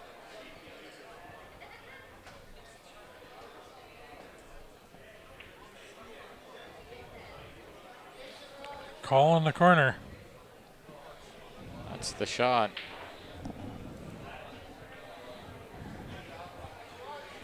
It's not really like he has another option, so he might even go off the 2 over there if he hits it thick. Off the 6, sorry. It's actually not a bad result considering where he was. I don't think he really left the shot on.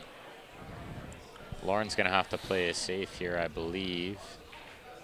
Unless he's brave enough to play a combo or try to cut the 7. You can cut the 7. It's thin, but it's very thin.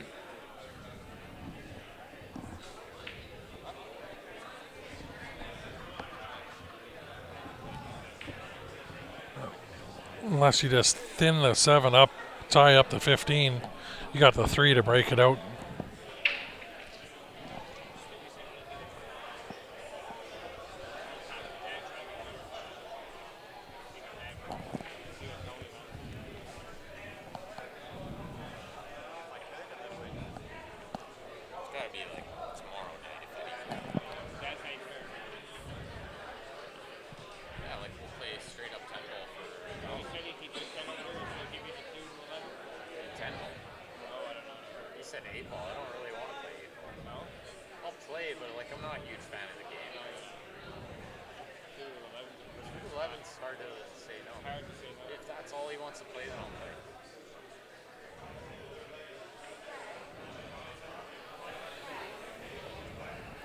I like rolling the 7 onto the 14. You got your 3 ball to break it out. It's not a terrible shot, but it's a little bit touchy. Yeah. I think I do what he's doing here, kind of push the 4 down the rail towards 15, then you hook him on both balls.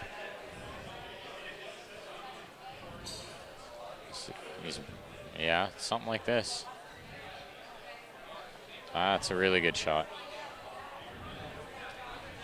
Use the 6 to hook him on the 15 and the 3-7 to hook him on the 14. Very smart shot by Lorne there. Not sure Rick has a lot of options here other than maybe the jump, but you have to be careful you don't hit the 8. That's what he's looking at. If I'm him, I don't like the jump. That 8 is really close to the cue ball. Oh, yeah, and you're stretching a little bit. It's easy to foul that, because if you hit the 8 first, it's going to be a foul, especially with the ref watching. Kick the 14 in, I guess. Yeah. You miss it, you're done for. This is a big game for Lorne, too, because he hasn't had a lead in this match yet, and he could get it here. After being down 3-0, he could be up 6-3. Yes, you can dead weight, sorry. up spin, and touch the 15 and leave you right behind the 4 off that top rail. Yeah, I think the 4 is in too much of the way there. Wow, how good did he hit this? Oh, I thought he made it. I thought he made it. That would have been impressive.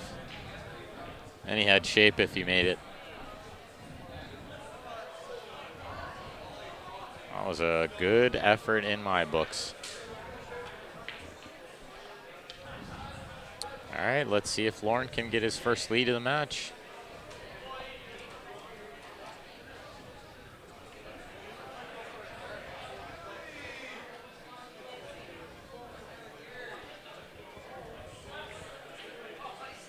Nice little inside controlled juice, 7-3-6.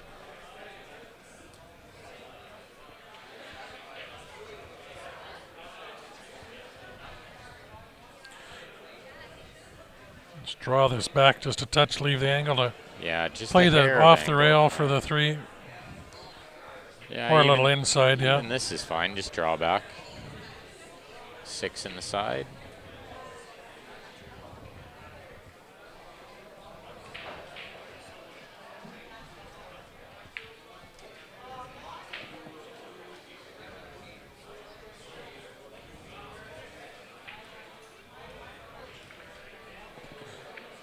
Came a little farther than he wanted, but Yeah, he'd rather be on the other side of the 6, but this is fine. Can roll it in, take the cut, or he can draw it back. use the rail and Yeah, or he could draw it back, yeah.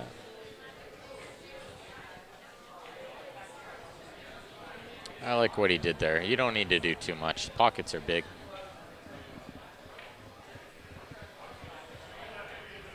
This will be his first lead.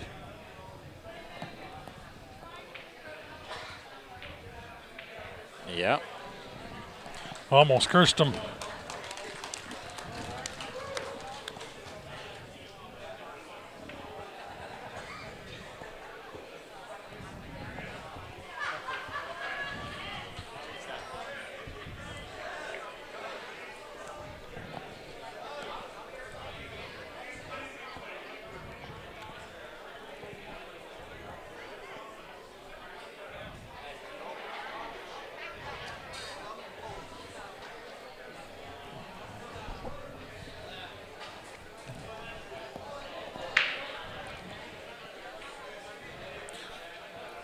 Like how Wayne's not racking with the one at the top. I hate having the one ball at the top. Oh, really? For some reason, it drives me nuts. I like a darker color ball at the top. I'll usually have the 2, 3, 6. It's an 8-ball perspective. Yeah. Most rotation players, they love the one at the top because they're so used to looking at it. Right? Yeah. If I'm breaking head ball, I always put the one at the top. Yeah, no, for some reason I don't like it. If you play a lot of 9-ball, 10-ball, you'd put the one at the top. Yeah. Just what your eye and your brain are used to. And you know what? If I'm playing 9 or 10 ball, doesn't bother me at all. Weird. Playing 8 ball, it's weird. I don't know. I'm weird. It's a weird little twitch. Yeah. One of those little mental twitches. I'll have a stripe at the top before putting the one ball. See, and I don't mind a stripe because there's more aiming points on a stripe. Yeah.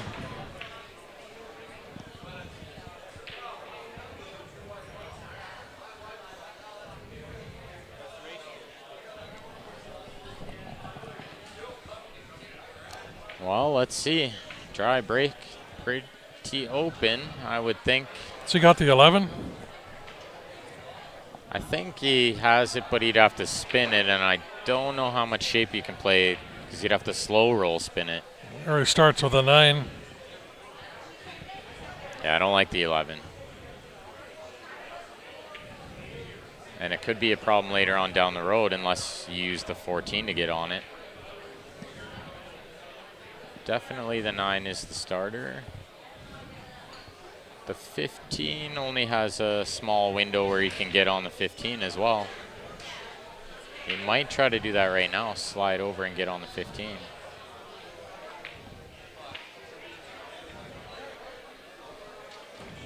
Yeah, I don't think he's got all the 11 right now. I don't think he has the 11 now either, but it's hard to tell from this angle.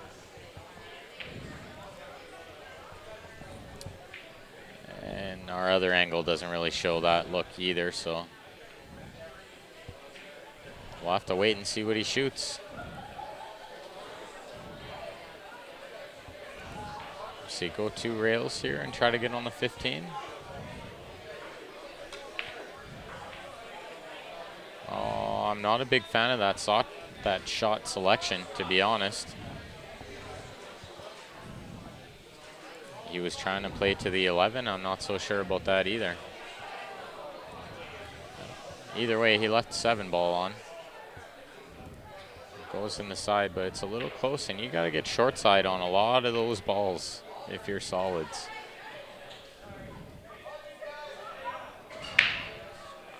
The 1 will pass the 12, but that's it. I don't think the 2 goes, and I think the 3 and the 6 have to be shot. 6, he's got on the side right now. Yeah, he's definitely shooting the 6 right now. He's going to shoot in the top corner, though it's a bigger pocket.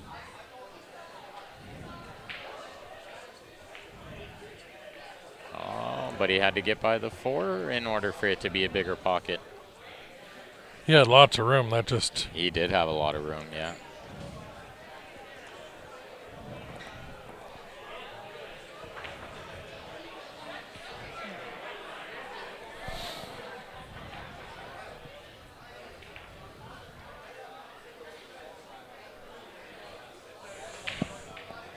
couple of missed balls by these guys. That's a little bit rare. They haven't been missing much.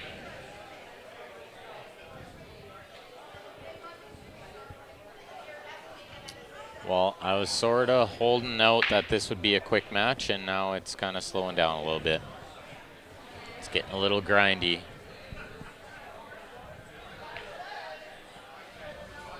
Let's see if Lorne can take a 2-game lead here. He's looking pretty good.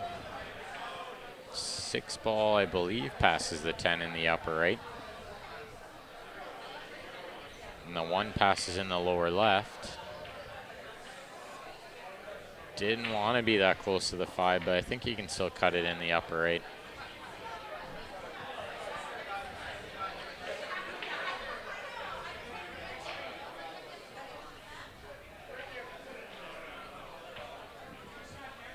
He's got to put a little bit of a stroke on this. This kind of punchy outside draw.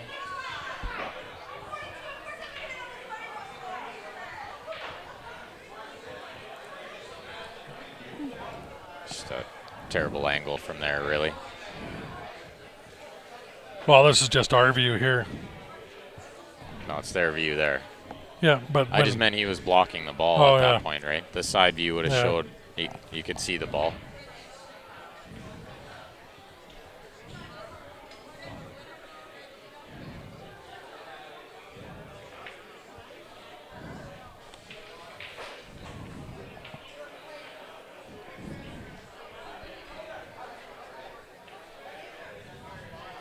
Put a stroke on this ball too. Draw 1 rail and shoot the 6 in the top right. Oh, geez. miscue. First really big mistake we've seen yet. Trying to get a lot of juice on that one.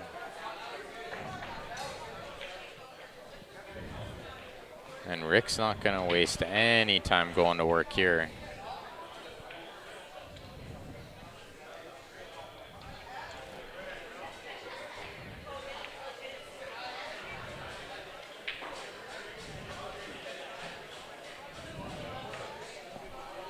Bad game for both of them right now.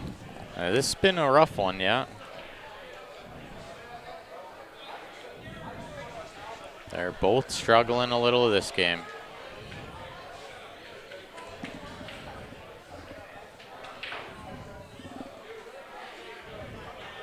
Yeah, he's going to leave the one in the side here. He's going to have to put a little right spin to make it, though, I think. Ah, this is pretty tight.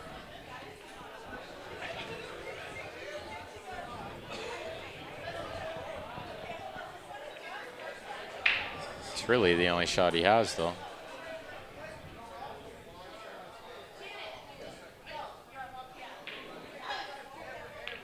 Yeah, he nipped the 11 on the way by. It's an ugly game, this one. We tied up the 8, though. And I don't think the 11 will go. He's going to have to break it out. He's going to shoot the 14. He's going to break it out. And he's laughing about it, too. It's a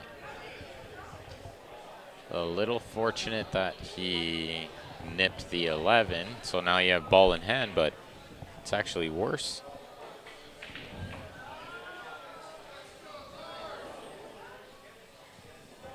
Let's see if he chooses to shoot the 12 and break it out and maybe get a shot on the 14. I don't mind that either. One rail into it.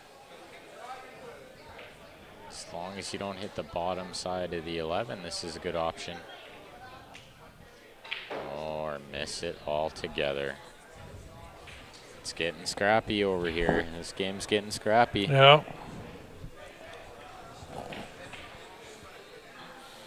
Well, you're bound to have one game like this every once in a while. Oh, absolutely. Such a long race, too, right? It's never easy. He already looked to see if that goes. If it went, he would have shot it from ball in hand, I'm sure.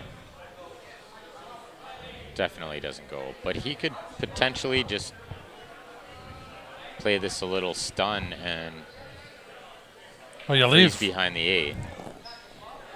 He's got definitely enough room to do that. Except I think he's hitting the 1 if he does that. If you leave him on this rail over here, he doesn't have a clear pocket. Leave the cue ball right here.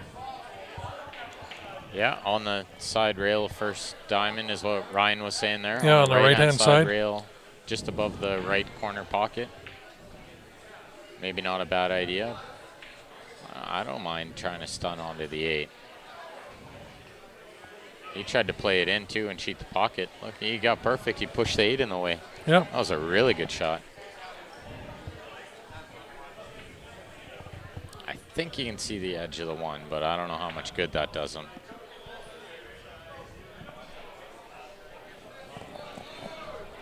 Might be able to see the edge of the 1 and just leave him on that rail, leave him the bank. I guess he couldn't really see it, and he hit the 8 first trying to kick at it. Well, I'm pretty sure we're going to be tied at 6 here.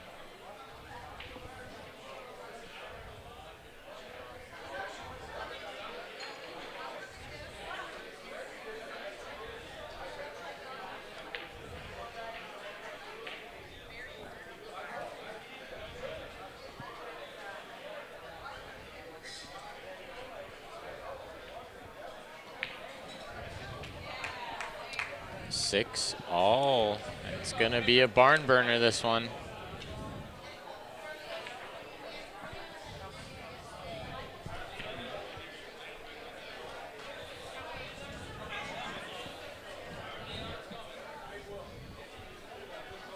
Race to 9.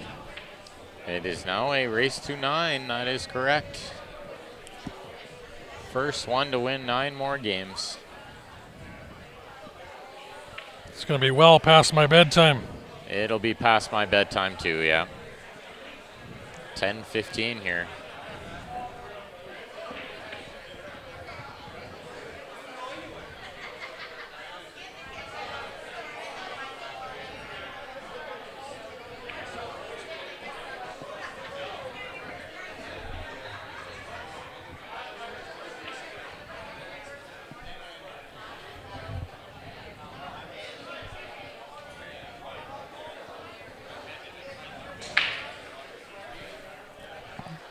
Turn my mic off.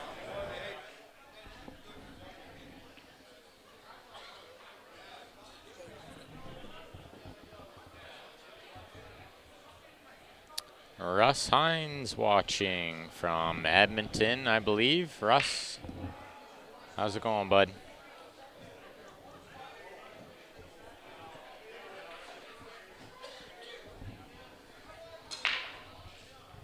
Oh, he just missed the cue ball scratching. He came up dry.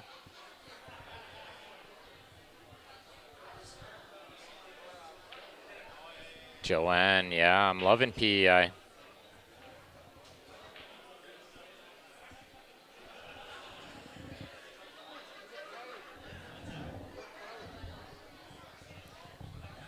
Tony, I might take your advice. I might need a beer to wake me up at this point in the night. Maybe I'll get a better sleep.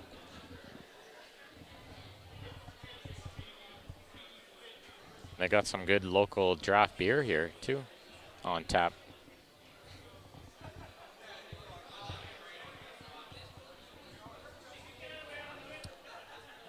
The only ball that looks even somewhat tough is the 8 to me here, depending how you pattern the table.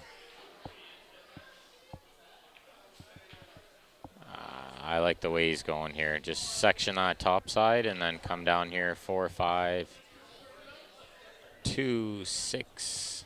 Easy to get on that 8 in the top right. Got lots of room for error there. He's looking at saving the 7 for last and shooting the 8 in the side. I'm not a big fan of that. Pretty small window to get on the 8, I believe. Yeah, I like shooting the 7 first. Worry about the 8 later.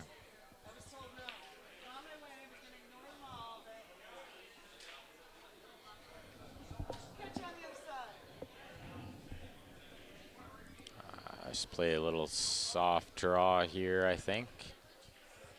Play the 5 next.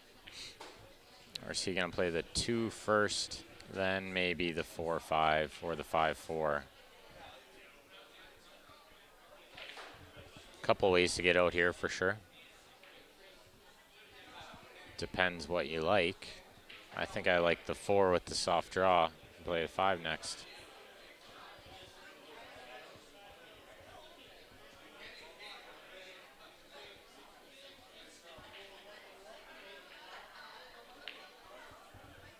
Just like this. And he'll play the 2 next and then leave a little angle on the 6 to get to the 8 in the top right.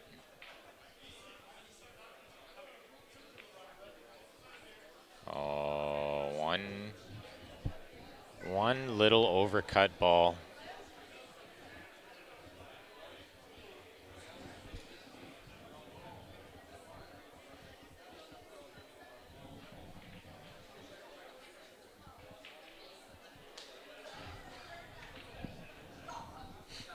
Ah, he pushed the 15 into a bad spot. He didn't want to do that.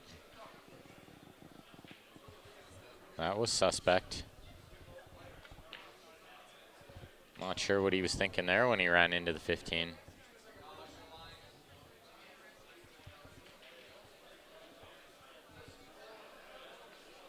Maybe didn't want to hit as much of it. He hit more of it than he thought he would.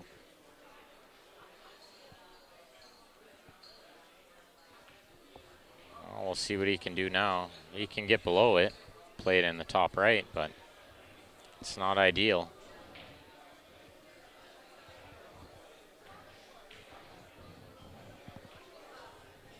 $14 goes easy in that same pocket. He could shoot that now. And maybe use the 11 to get on the 15. That's what I'd be trying to accomplish here. Oh, I like what he did, but it did not turn out well. Try to develop it a little. It was a risky shot.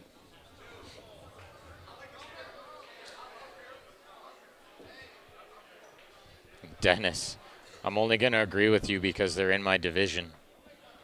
I like to be confident. But there's probably a lot more pressure right now than there is going to be tomorrow. Tomorrow's going to feel like a walk in the park to these guys. They'll probably play really good, loose. There's about 50, 60 people watching this, so there's a lot of pressure on this.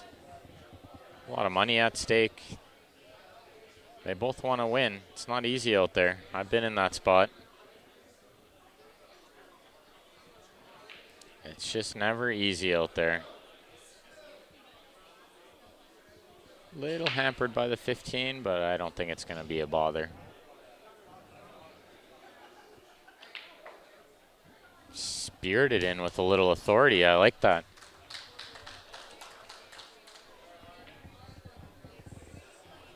His second lead of the match.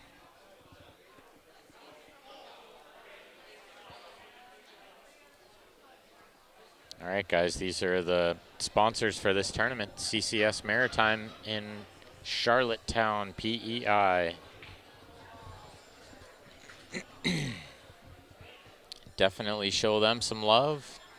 Support the sponsors. They're trying to grow the game too.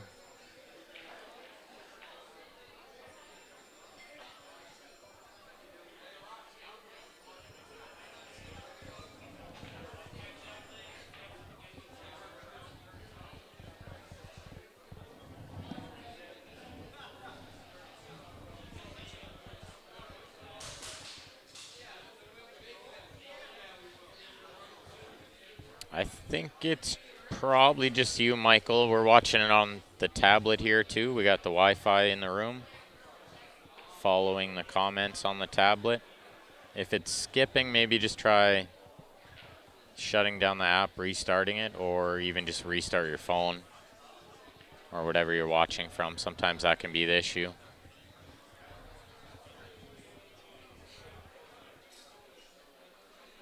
But it looks pretty clear on our end.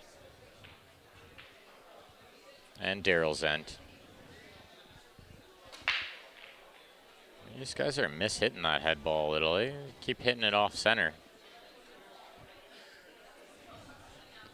It's usually not what you're looking for when you hit a head ball break. You're usually trying to hit it pretty square. Looks like we got a little background action there. Dempsey's matched up with somebody.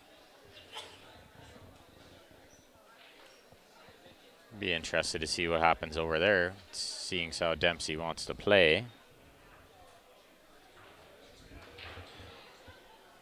Bob, this is being streamed from Charlottetown, PEI, at Dooley's. Super nice pool room. 29-foot tables.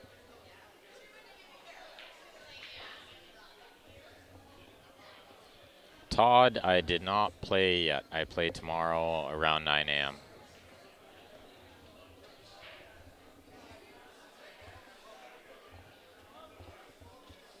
The A Division singles will start and finish tomorrow. And then the teams will be on Sunday. Good shot there. Snuck through that window. 2-1 window nicely. He's got lots of options now. Could pretty much shoot any ball he wants. If he could see the 13 now, I would think he would shoot the 13 now. 14 now is perfect. 13 next. 15, 9, 11. 8's nice and easy. Tie the match up.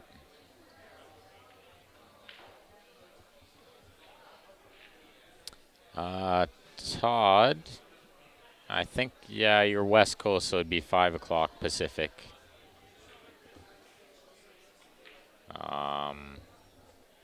6 a.m. Mountain Time.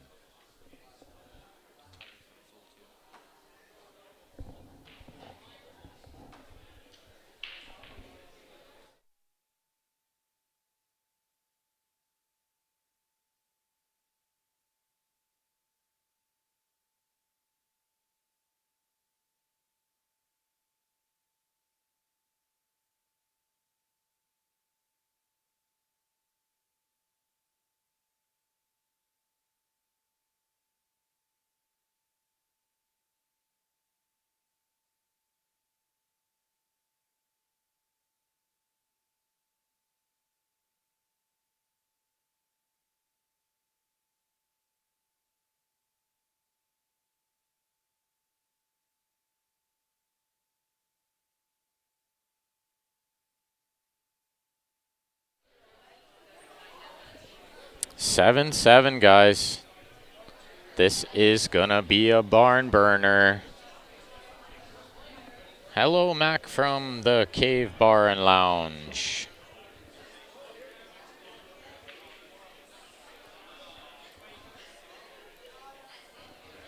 We got more ad space available, guys. If you want to advertise with us, message the page and we'll send you the events that we'll be at and the rates for those events. Keep bringing you guys some of these great events.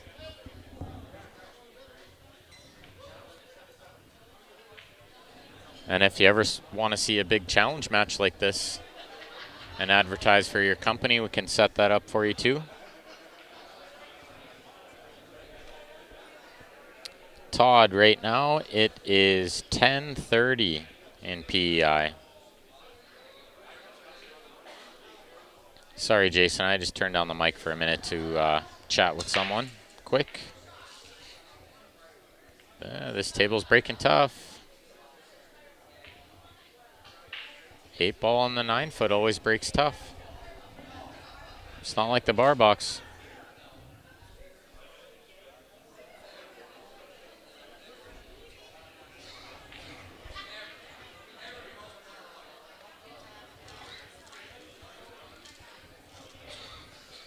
Let's see. I think you're running out low ball here, but the 8's kind of in a tough spot.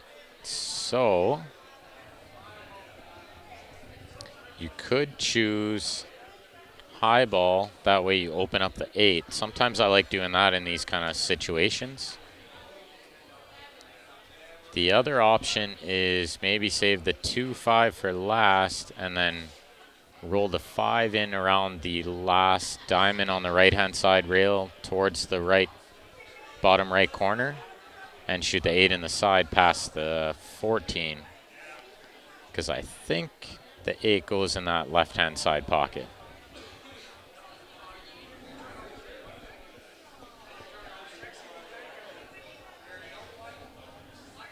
Oh, you got it, Jason.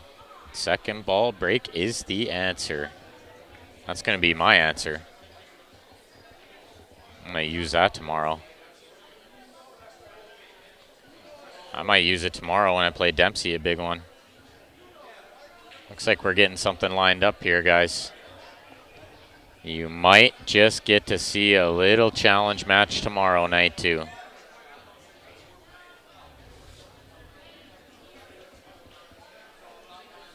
Thanks, Adam. Appreciate that. Yeah, that's correct. The Fargo for these guys, both over 700. They're both the highest Fargo rated players from their respective areas. So Rick is the highest rated player in Nova Scotia, and Lorne is the highest rated player in PEI. And they're both well over 600. Sorry, not 700. They're both well over 600, I believe. Not sure if they're over 700.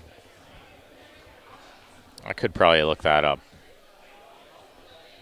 I believe they're in the late 600s.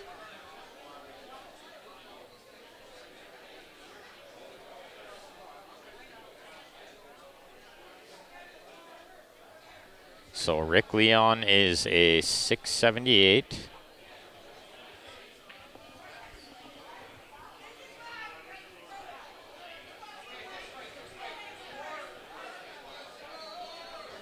And Lorne Allaire is a 640.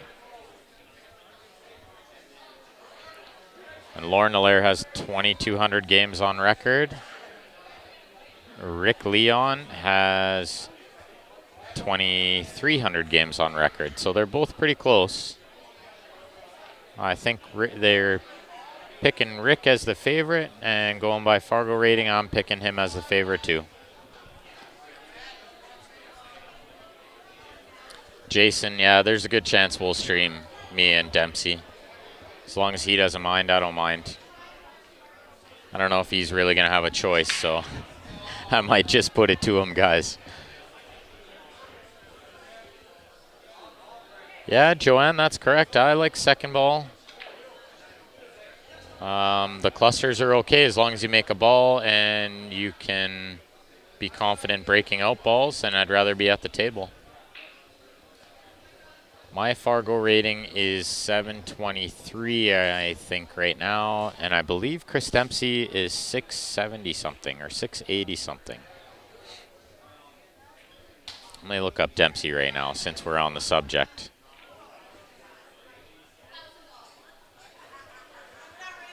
Dempsey is 672, but he's got almost 3,000 more games than me on record. Almost 3,000. So his 672 is very accurate, I would think. Usually when you have that many games, it's a very accurate rating.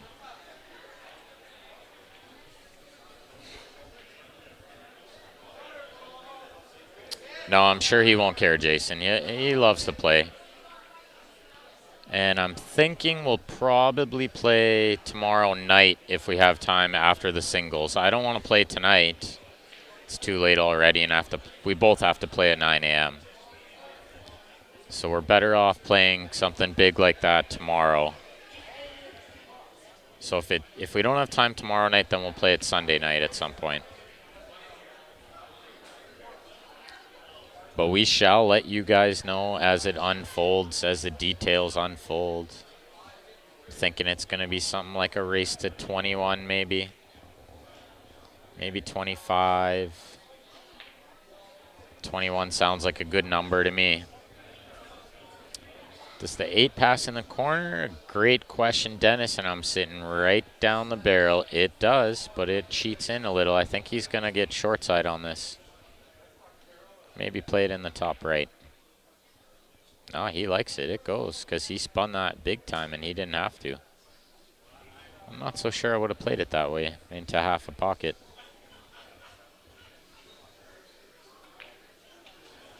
Yeah, he obviously knows these tables well because he hit that with quite a bit of confidence.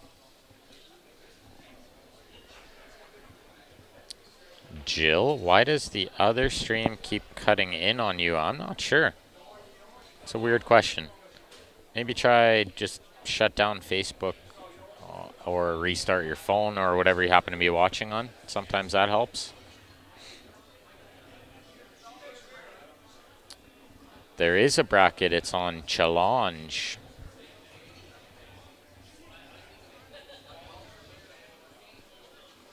And we'll have it pinned in the comments tomorrow when we go back to the main event matches.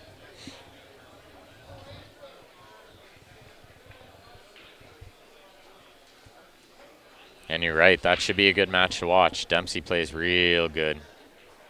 I got my work cut out for me there.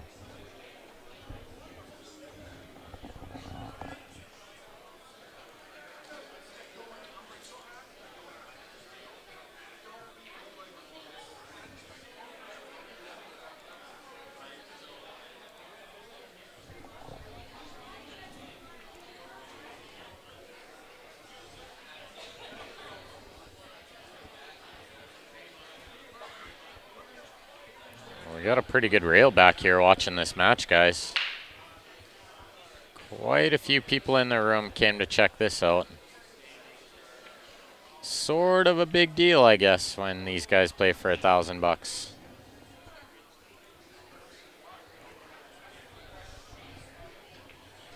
It looks like Rick ran for a washroom break. He's back, ready to break.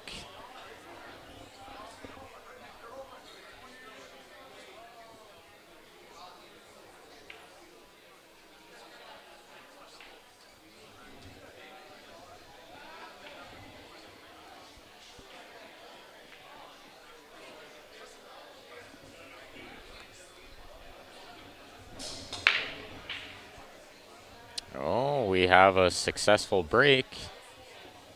Ball in the side and a ball in the top left.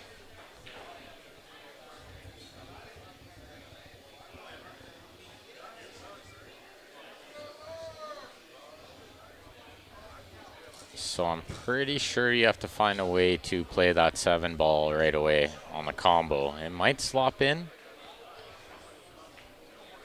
Or you got to play the 6 first and break out the 7 using the 1 ball possibly. The only other option is use the 15 off the 7 in to open for the 11, but then you still got to develop the 13 anyway.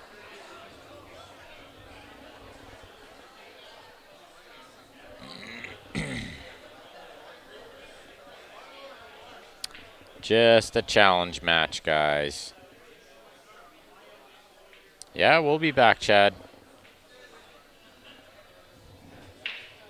We'll get the full setup going for that one. It'll be a good one. Looks like Rick's starting to heat up a little bit again. Up 8-7, regain the lead.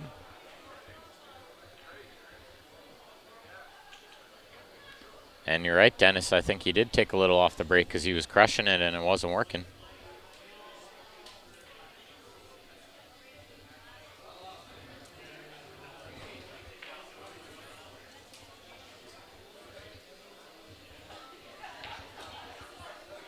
All right, he's going to try to use the 1 to develop the 7. This is the shot. I don't think he got enough angle, though, to go to the side rail and in behind it.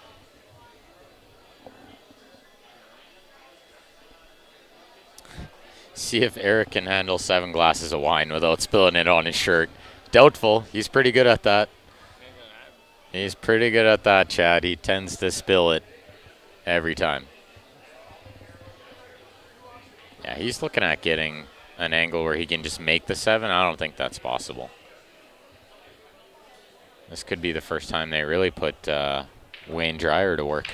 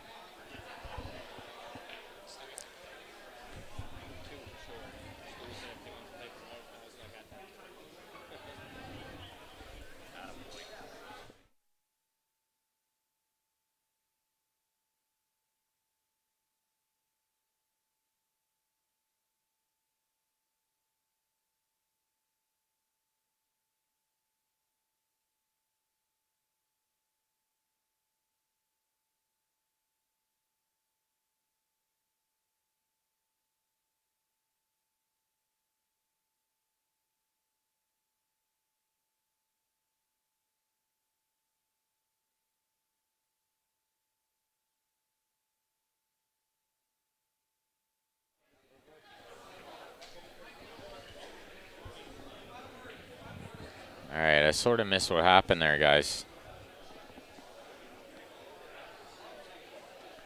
Chad, you just missed all the fun. There is going to be a challenge match for me this week. I think I'm going to play Chris Dempsey tomorrow. Most likely tomorrow night after the tournament, so it'll be late, probably 8, 9 o'clock. We'll probably play a race to 21 or so, unless he really wants to give me 2 to 11. I think he doesn't want to give me 2 to 11, but he did say that originally. There's a good chance he might change his mind.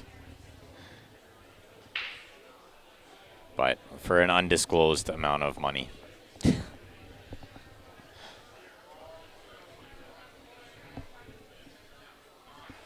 He did get close to making that 7. I watched the replay there. We got a bit of a lag on the stream.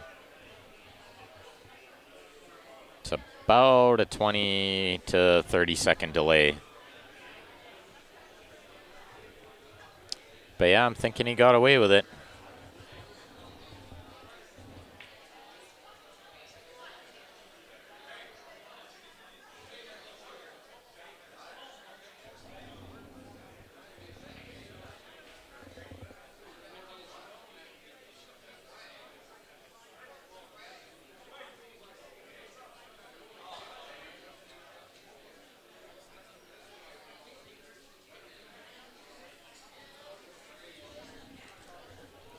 Pretty good shot by Rick there, I think. I think we're going to see Lorne play another safe here. He's got a lot of places he can leave this cue ball and not leave a shot.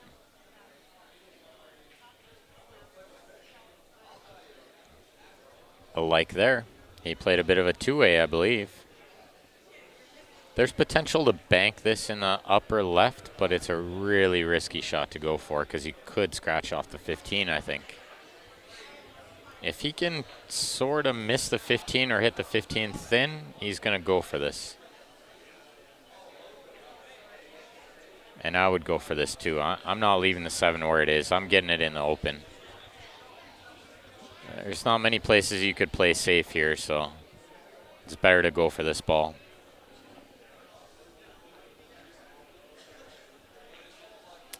Dennis, this isn't Grant, this is Ben. I know we sound alike, but what a shot he played. He got unlucky that 8 tied up.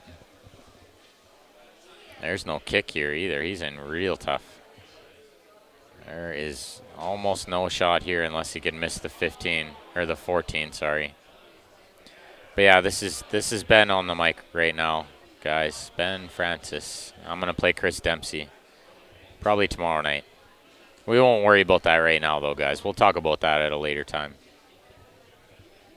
We'll let these guys play first.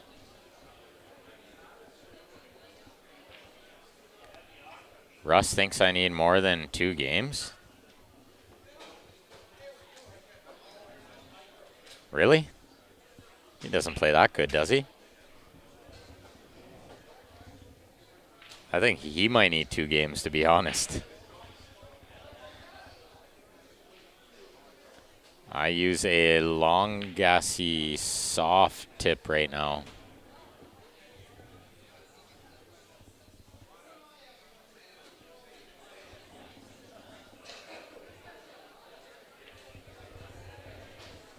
Yeah, I think he might have been able to squeeze around that 14 and play with some right-hand spin, but it was too tough. He was in tough there. Oh, we'll see if Lorne can tie this up at 8. This has been a pretty close match so far. These guys are grinding it out.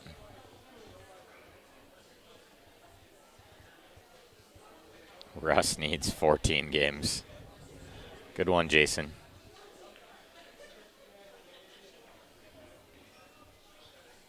I mean, if Russ thinks I need more than 2 games, maybe Russ can just give me 2 games. Just kidding, Russ.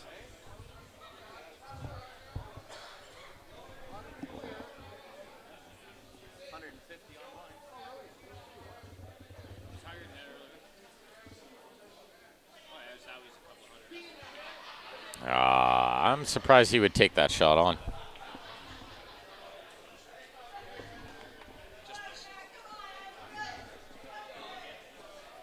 That was a tricky little shot he tried to play there. I thought he should have shot the 13 first, to be honest. He could have always got back down to the 12 after. That's kind of a big swing game, too. I mean, 9-7 or 8-8 is a big swing.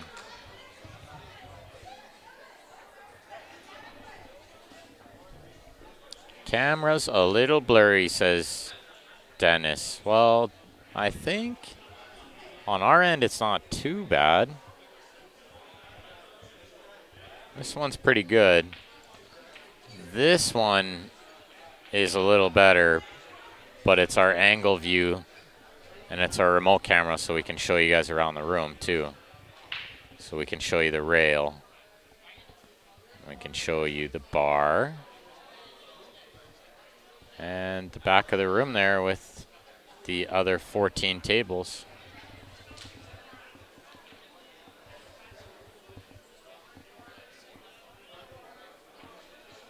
There's quite a few people on the rail there watching this match. It's a good one. And we got the one and only Wayne Dreyer, referee and racking for us here. Super nice venue, this one. 29-foot tables.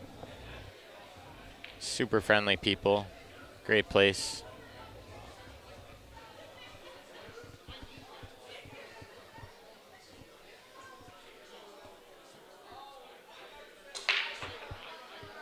And you saw Dempsey in the background there. He's playing a cheap one with somebody already, I think.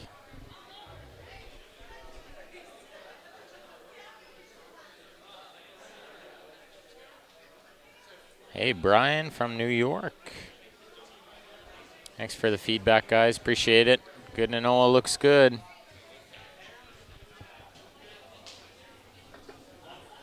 Nine, 7, Rick Lee on. Race to 15, guys. These are big tables Jason's got. These are 9-foot tables. 4.5 by 9. No bar boxes here.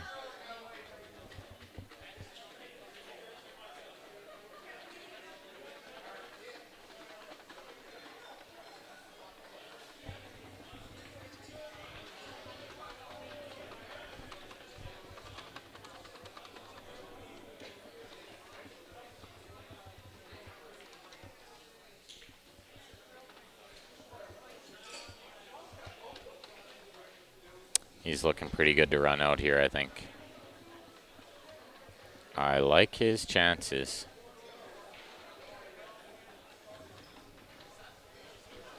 The 5 is a little tricky, and so is the 6, I guess.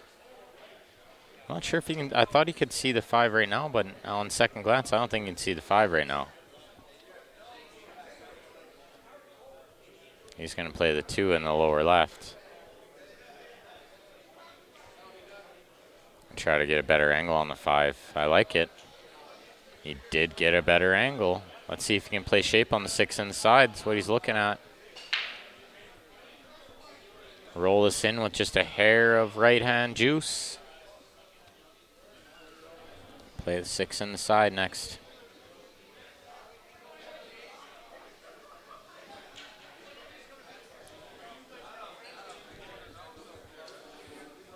I said 39-foot tables. I meant to say 29-foot tables.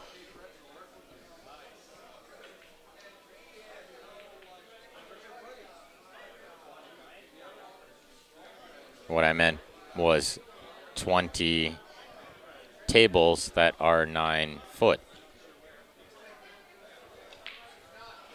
Oh, great shot there. Speared that in with confidence and got perfect on the 6. And you see a little fire in his eyes there too. That was a good shot.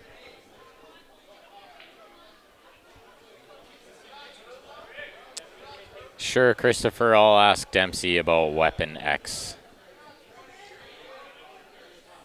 Is that a pool cue?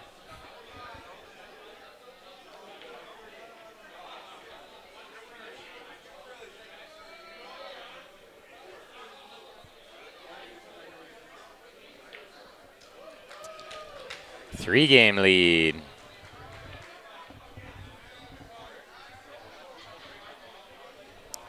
Five more to go.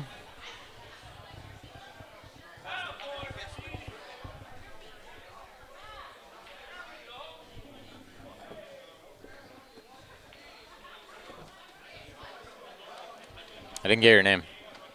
Michael Bass.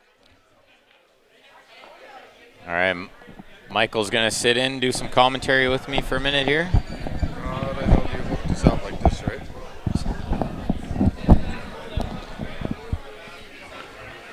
Ladies and gentlemen, this is Michael Bask in the house. The score is 10-7 for Ricky Leon.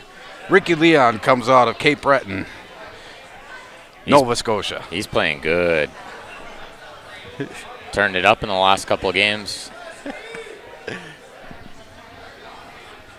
Who do we got here? We got DJ Coolin. How you doing, DJ? Good match here, eh? Tippy Silla boy. Tippy's been watching all day. Yep. Tippy got second place in the Eastern Canadians. Maybe you know, who's Dempsey playing back there? Who's the kid? Who's the kid Dempsey's playing?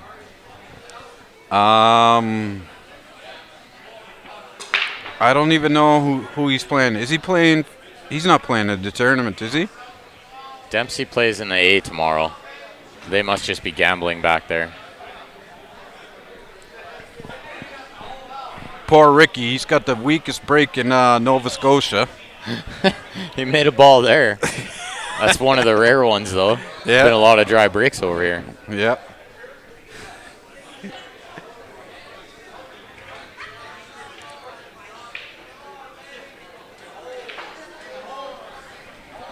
So are you playing in the tournament too? Yeah, I played in the Open division. I won my first 2 matches. So you play again tomorrow? Yeah, I play at 12:30 tomorrow.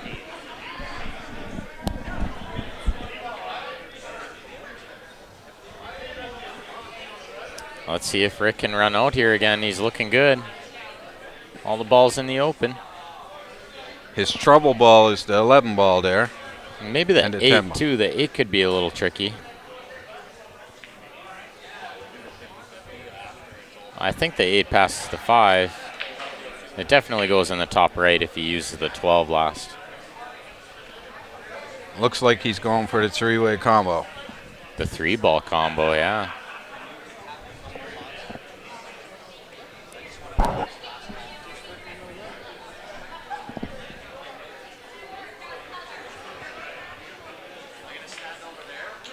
Nice shot. Looks like he might be out here.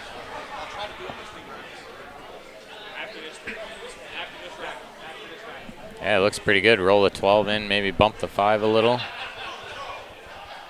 Yeah, shape for the 11-13 combo.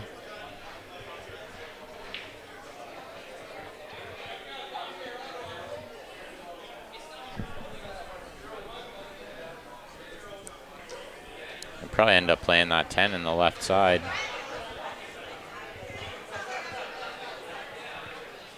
He's got a little bit of an angle. Might have a hard time coming back for this.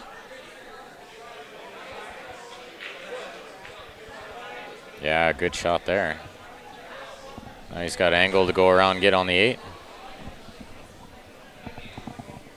Play 1 rail or play 2 rails. I'd probably play 2. Outside juice. Just What a like shot, that. ladies and gentlemen. He hit it perfect. Great shot.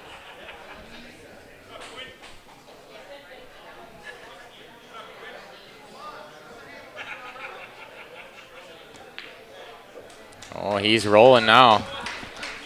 He's rolling along now. 11-7 for Ricky Leon. Last call for 50-50 tickets. The pot is just over $900. Please see our friends from Q Sports Live up by their booth if you'd like to buy a ticket. Over $900, folks. Come get your tickets. Last call. And let's have a round of applause for Q Sports Live. Great stream.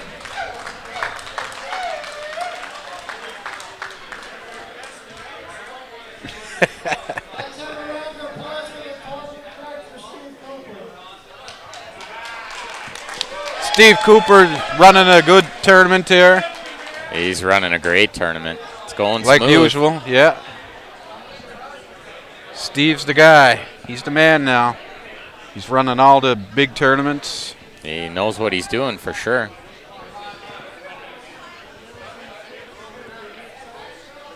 Is it winter break? It is winter break, yeah. The way Rick's playing, I don't know if Lorne's going to get back here. He might just run the last 4.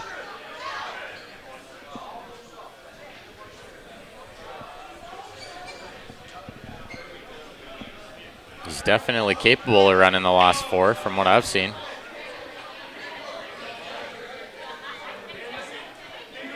Yeah, sorry guys, can't get in on the 50-50 online. Only in-house. You gotta get a flight to Charlottetown if you want in.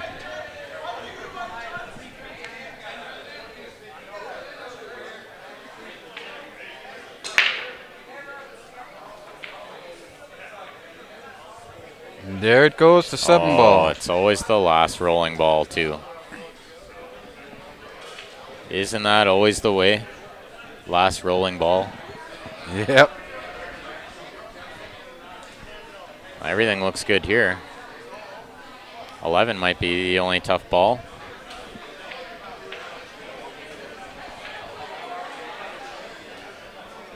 I bet he deals with it right away.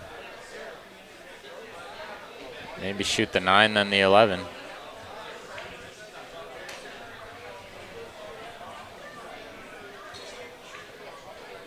I think that's what I would do here. I think I would shoot the 9, then the 11. Or you could shoot the 11 now if you really like it. I might try to get a better angle. We got about 50 people watching this match right now.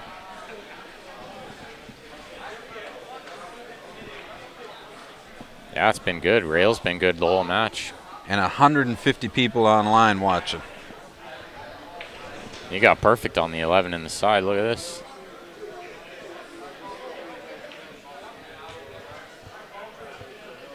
The way he's shooting, it wouldn't surprise me to see him run out the set from here.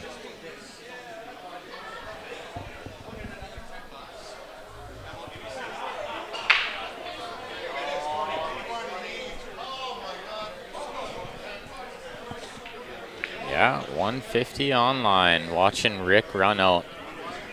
Playing real good. 50.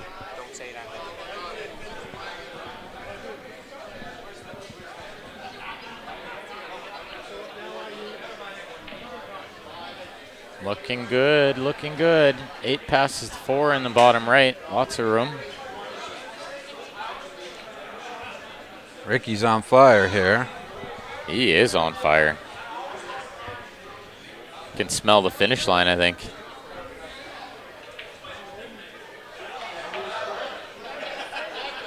Did you say he ran the last 4 racks? I said he might run the last 4 to finish the set, yeah. The way he's shooting. But I think he ran the 2 previous to this one. So this would be 3 in a row.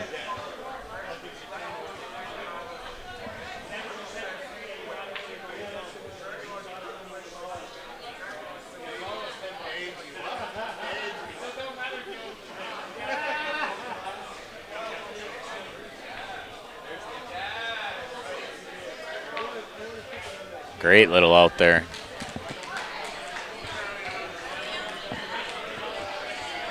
Let's see if we can get you guys a look of the rail over here again.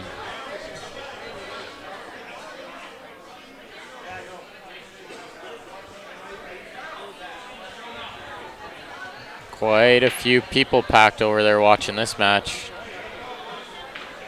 And then there's people behind us watching on the big screen.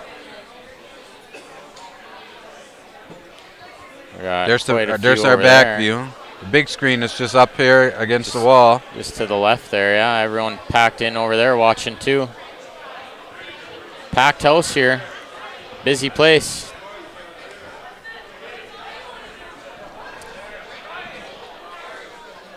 Yeah, I think Lorne missed a ball to go 8-8, and then Rick ran the next 3. I'm about to step out. Good talking to everyone. Thanks for Have a nice day. sitting in.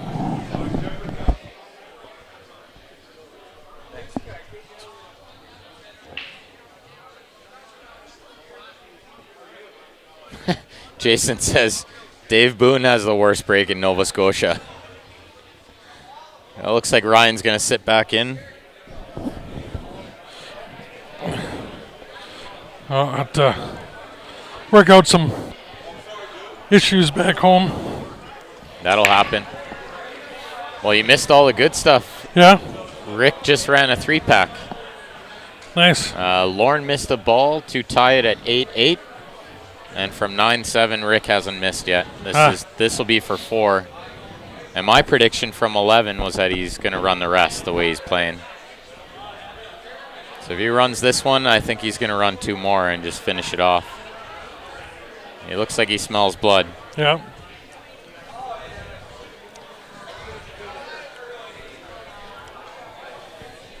Since you're here, I'm going to run to the washroom quick. Okay. I'll be right back. Sounds like we're doing not bad there. Not doing too bad behind us.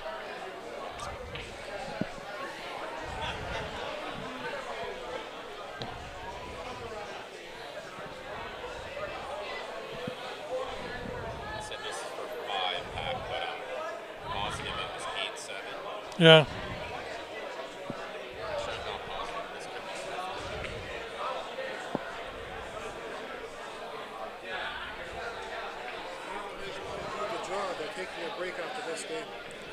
We'll probably do it at the end of the match.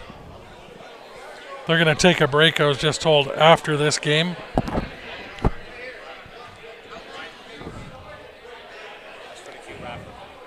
Okay.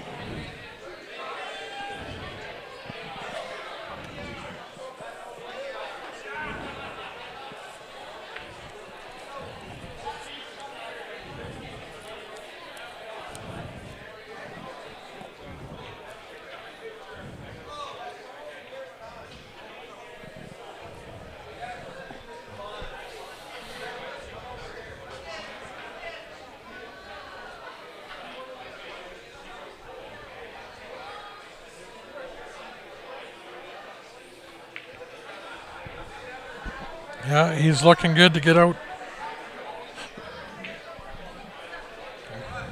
Stop the cue ball on the 3 there. 2 goes to his bottom right.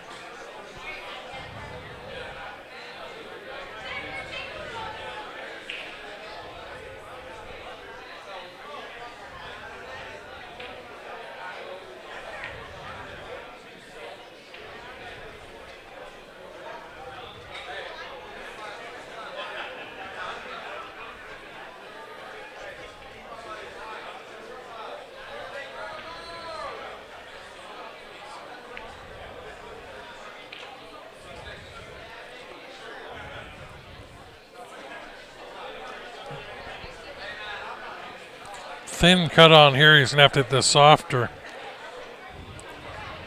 He's playing it with inside.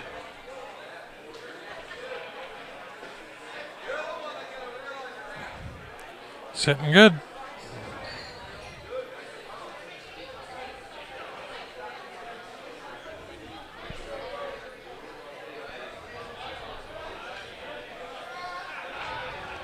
Just going to remove the magic rack.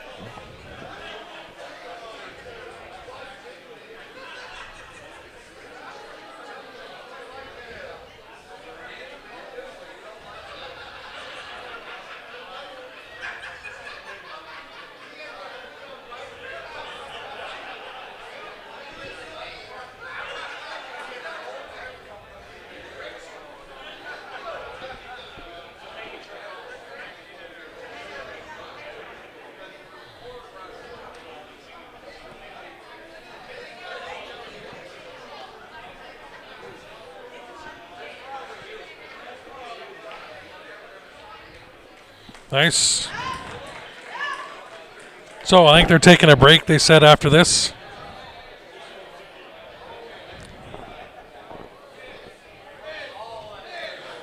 Need to stick Ben in there. We were warming up the other day and Ben ran 9 in a row on me. These guys shoot this good on the 9-foot.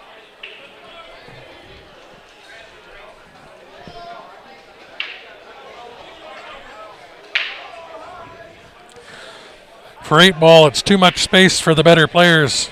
They make it look easy.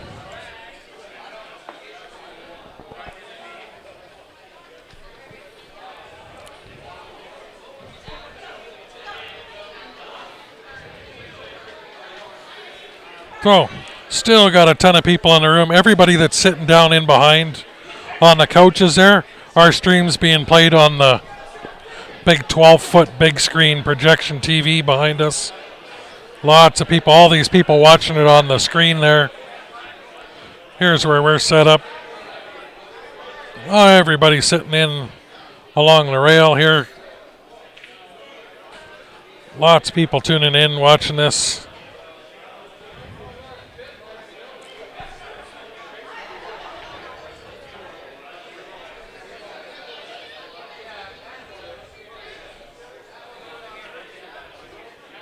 And we got 14 9-foot tables back there, 20 tables total.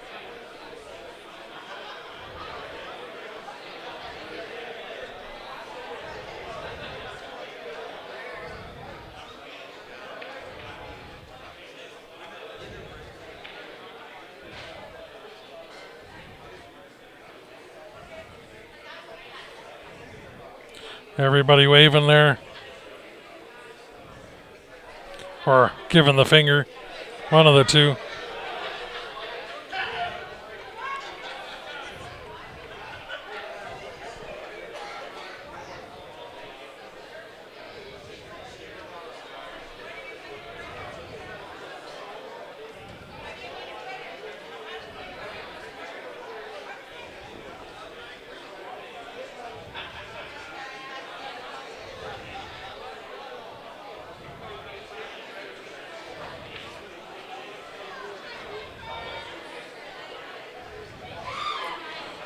Long as nobody that's supposed to hide out or told their wife they're somewhere else, don't give them away on the camera here shooting around the room.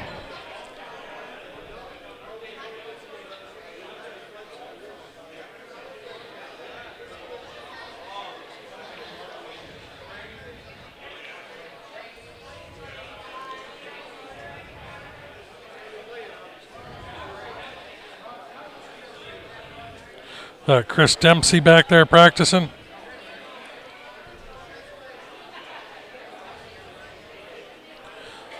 There's TJ, the manager of Dooley's right here.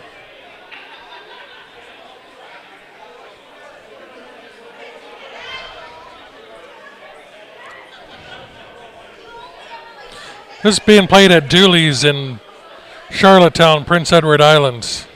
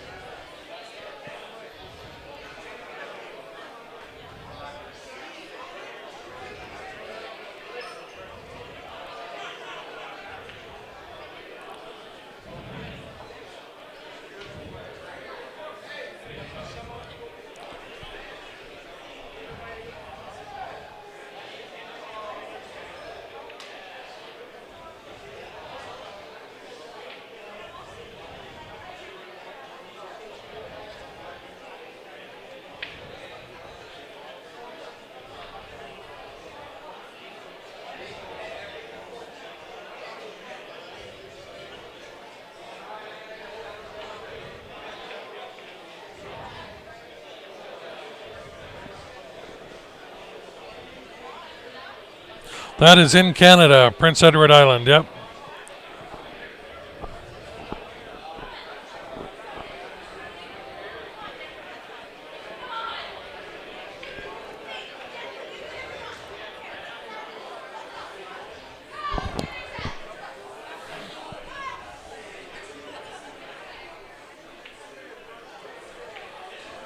And here's Rick, just came back in.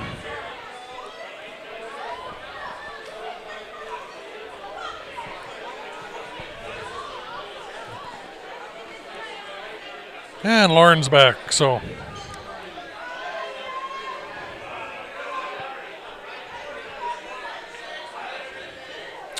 Thanks for tuning in, everybody. Chad? After this match, that's it for tonight. We will be back tomorrow at 9 a.m. It is currently 11:11 here in PEI, so 9 a.m. in the Maritimes.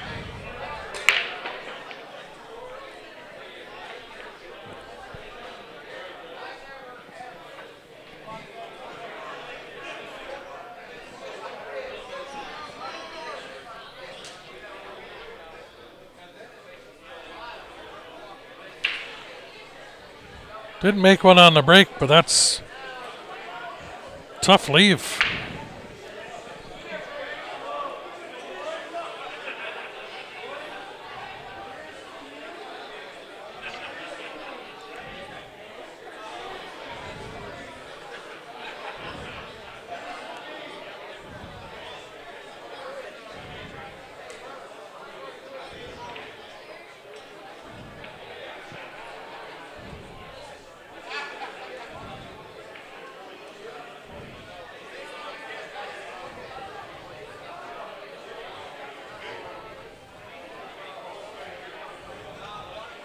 Good hit.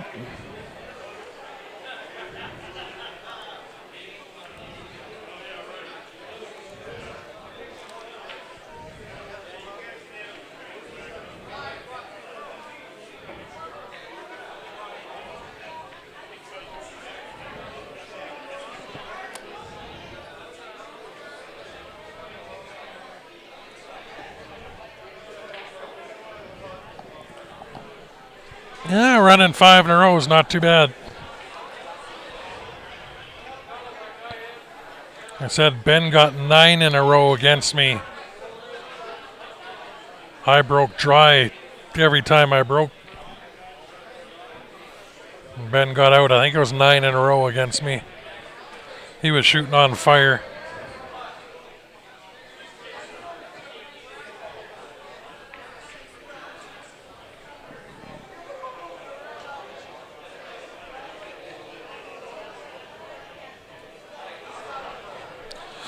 They got, with the tournament being here and how late we got to play, they got special permission to be, I think they'll be open till 3 or 4 in the morning, if need be, through the tournament here to finish. Just keep that separate right there. Okay.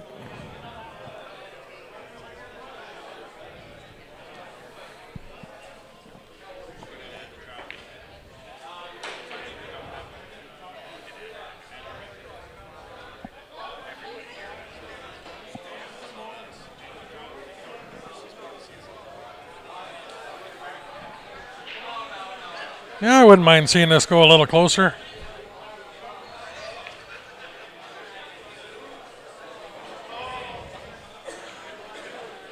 Now, with the way that 2's lined up. Oh, no, he missed his 6 in his corner. Wow. I thought that dropped.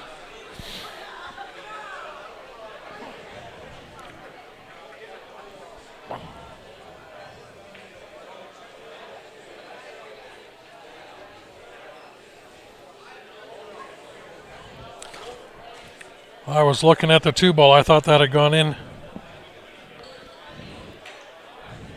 Still some work for Rick here, though, with that sitting that deep in that corner.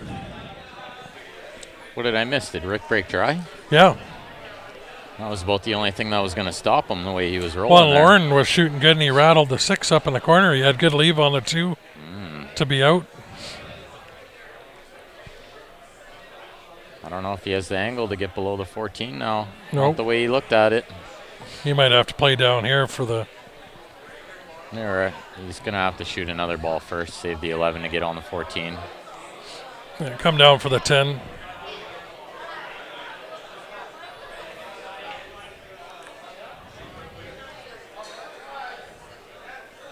He missed it.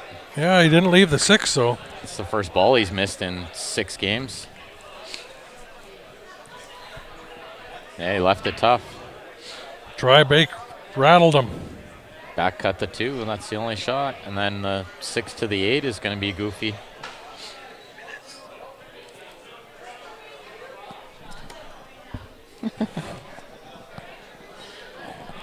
Ryan's throwing money around. Make it rain.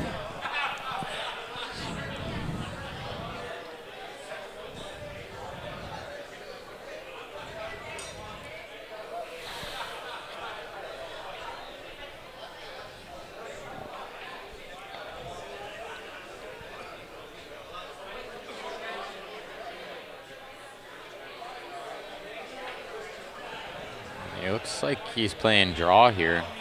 I might run this around 3 rails before I played draw. He did. Oh, he did. He looked like he was eyeing up draw. He hit that really good. He hit that ball really good. I still think you have to get below the 8, though. Yep, it'll go to that top left corner. Yeah, it only really goes in the top left or Well, maybe in the side. I think it might go in that top right. It might go in the same pocket as the 6, yeah. This is a tough shot to get below it, though, with that 6 right in the jaws.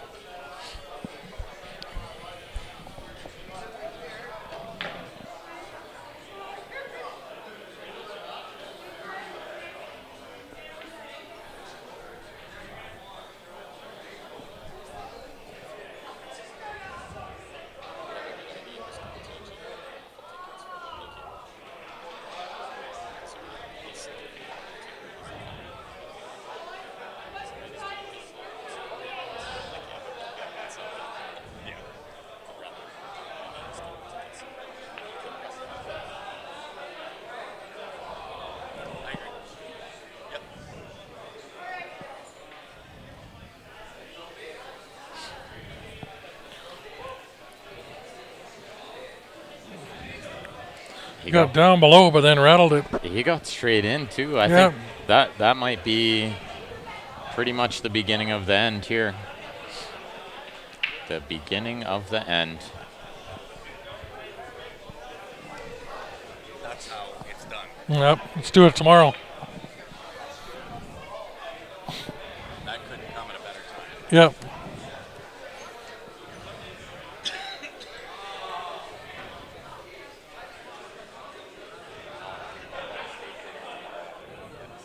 Yeah, you will.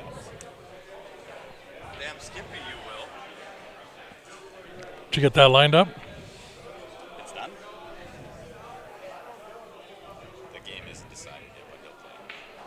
For sure.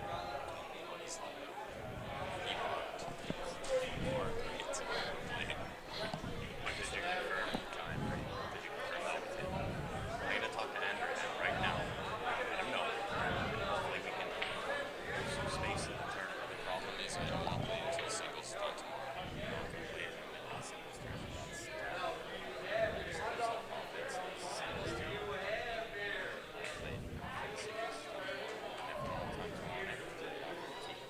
That's fine, but I want him to know we won that on the stream. We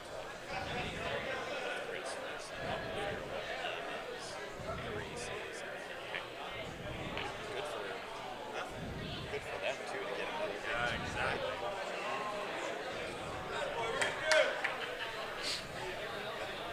On the hill. On the hill. That was a big game for Lorne. I think that was the beginning of the end. It's going to be really tough to win 8 games straight. Unless you run all 8. You need Got to win this one. Dry break and then run 8. Yeah, you did against me the other day. I've I broke dry. Run a few packs in my day, yeah. I don't know if I ran 8, but I ran a few. No, yeah. you're seven or 9. 6 or 7, maybe, yeah. No. So I think I broke dry 4 or 5 times in a row, and you ran everything out. You were nailing your second ball break. I was breaking good, yeah. I have round 7 before for the cash. It's been done.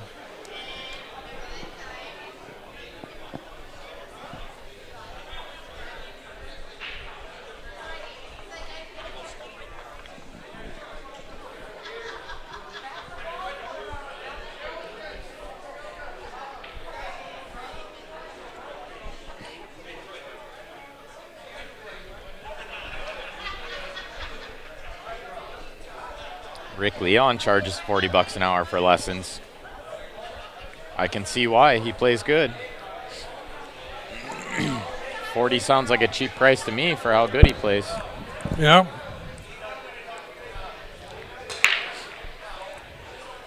Although he has struggled with the break. Lorne's going to get at least one more crack at this. And winner breaks, you never know what can happen. Doesn't really have a great opener here. No, he doesn't. Can't see the 2. He might have to shoot the 11 or the 7 jacked up here.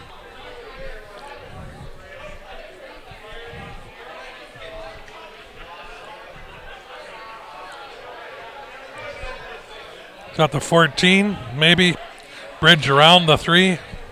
Yeah, I guess the top left there. Yeah, at least the 14, you're not totally jacked up over it. He's got a little of the ball if he plays the 14, but what are you playing shape to? 13's kind of a hanger if you roll it in, but he's still hampered quite a bit by the 3. This is a tester.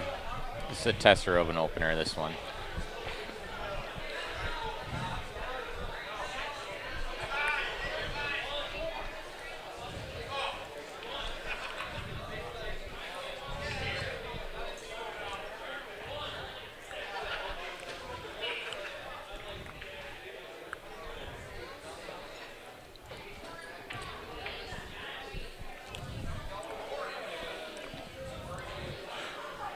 Bank that on the side, nail it.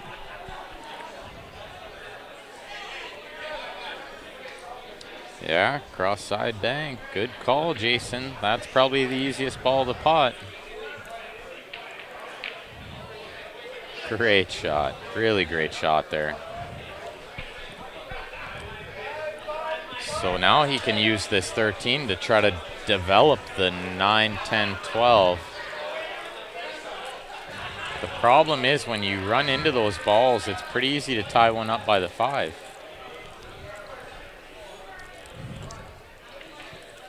And a good call by Joshua also. The 15 did bank. There was just enough room.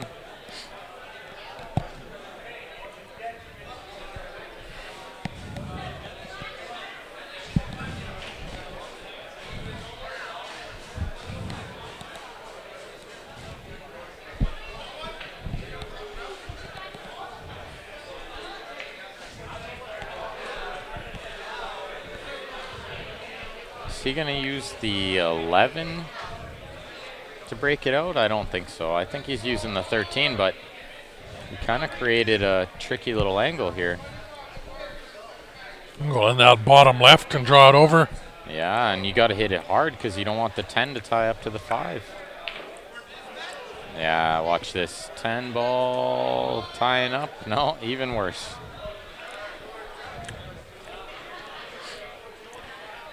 Well, if he was brave enough, he could jack up on this 10 and draw off the bottom rail, try to get below the 12. That might be a shot. That, or if he could thin the 10 and go below the 8. I don't know if that's an option, though. Tony, the 3-ball combo wasn't an option. No, we were looking at that. We were looking, and it was way off angle.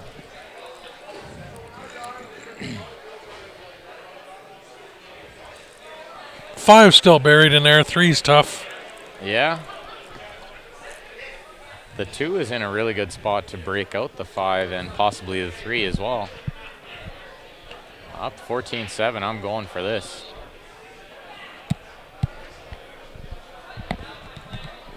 I might shoot the 6 first because that's the easiest ball to pot from here, I think. The 2 in the side isn't a bad option, but I like leaving the 2 for my breakout ball. He's going to bank the 3. Well, he tried to slam the 2. That was tough. Tough to slam a ball on the side at that pace on these tables. 5 does play off the rail, off the ball and in, but that could be an option too, yeah. These big pockets, I think you could spin that in off that ball. I don't know what he's got for the angle here. We'll see what Lorne does here. I think he's got to shoot the 9 and go off the bottom rail and break this out. He's got to cheat it one way or the other.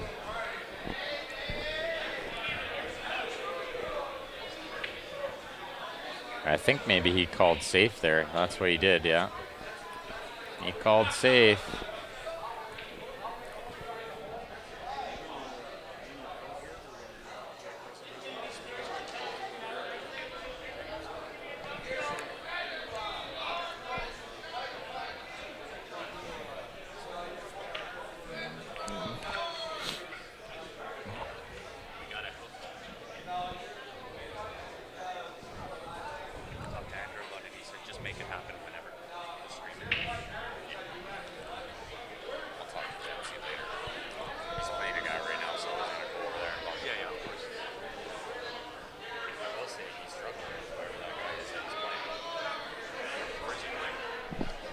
Back corner.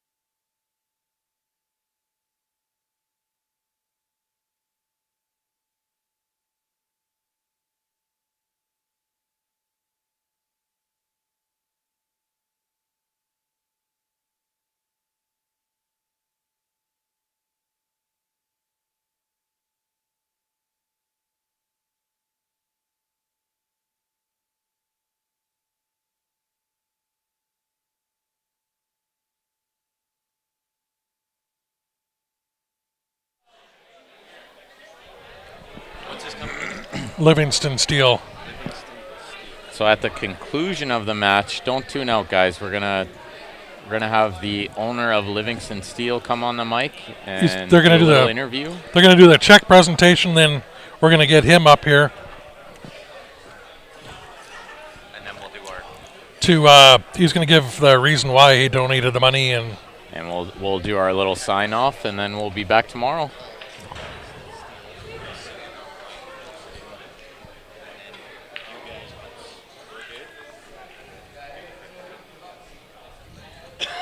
Well, Lorne's looking pretty good to keep this match alive, though. He's got to shoot the 11 in the side, play it with bottom right spin, and get to that right-hand side rail. And I'll put a little bottom right. Don't crash into the 5. Split the 4-5 window. Just a little soft bottom right here. Don't hit the 5, though. He didn't hit the 5. Just pot this and you're good. Yeah, you don't got to do much with this. Staying alive, he says. Staying alive. Takes a deep breath. And use the rest. Just be sure he pots this. Chad. No Scotch doubles 3-ball. We'll play Scotch doubles 3-ball when we come back to Moose Jaw. Yeah.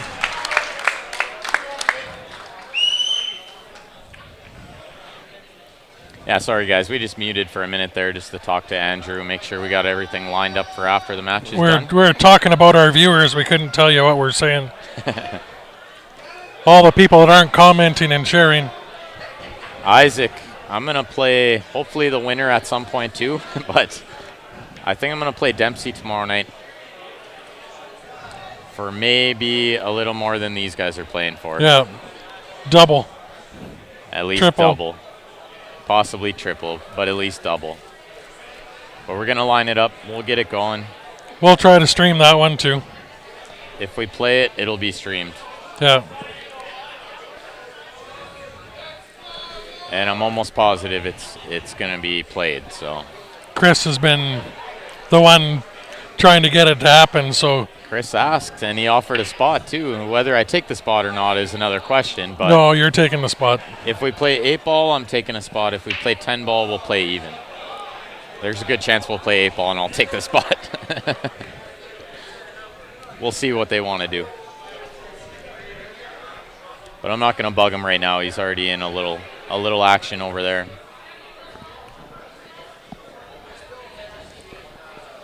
Jason, Sunday is team event. There's no Scotch shovels at this event yet. We're hoping to add a 9-ball singles next year and maybe a Scotch shovels the year after. They got enough tables. If we start a couple days early, we can definitely fit it in. Let's see what his break looks like to keep him alive in the match. Wow, how pure did he hit that? Not an easy starter. It looks like he got a little unlucky with where the cue ball is. Can only shoot the 1 or the 4.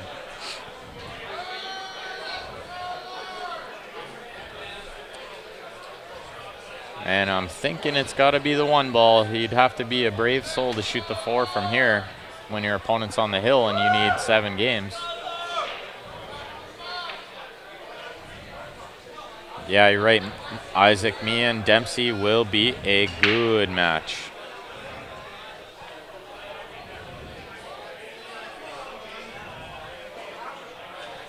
Great shot there. Really great shot. He's kind of getting the worst of the rolls in this match, but he's still got a shot here. Might have the 6. If only the 2, but I think you're right. I think he has the 6.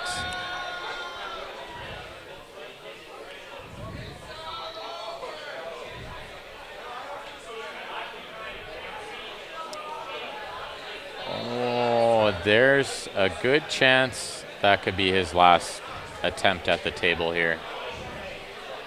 I think we're going to see Rick clean this up.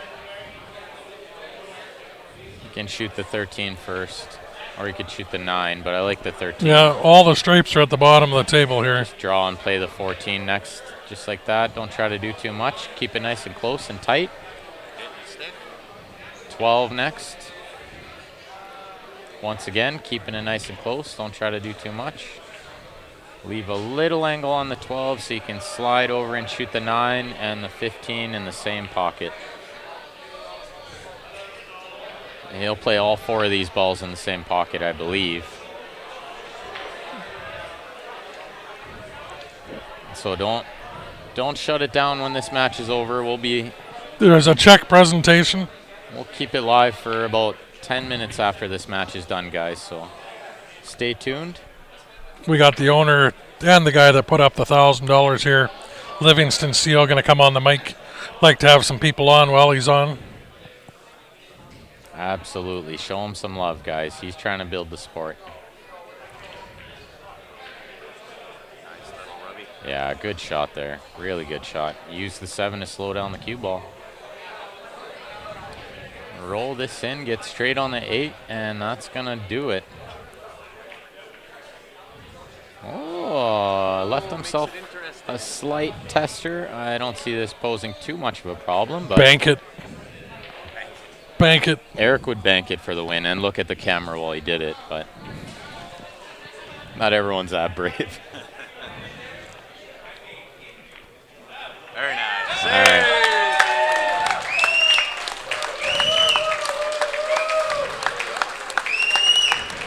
Good respect for each other right there. Yeah. Great match. Great match by both.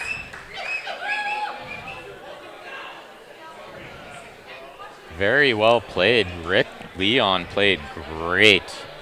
Pretty sure he ran like the first 2 out of 3, and then he ran 5 in the middle. He played awesome.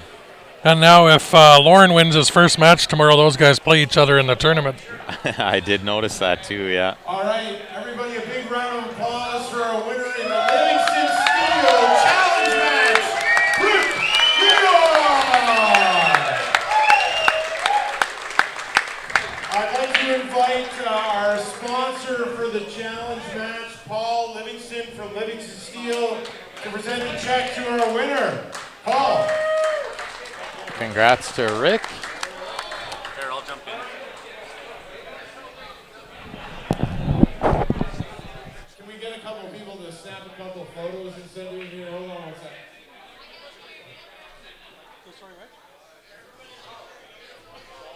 All right, Grant's going to jump in for a minute, and then we're going to get the owner of Livingston Steel on the mic to say a few words. Indeed, guys, stay tuned. With any luck, maybe we'll get Rick Leon maybe and Lorne to sit in and give by us all their means. thoughts on the match as well. We'll stay running for a little bit here, guys. Don't go away. Stay tuned, guys. For now, enjoy the show.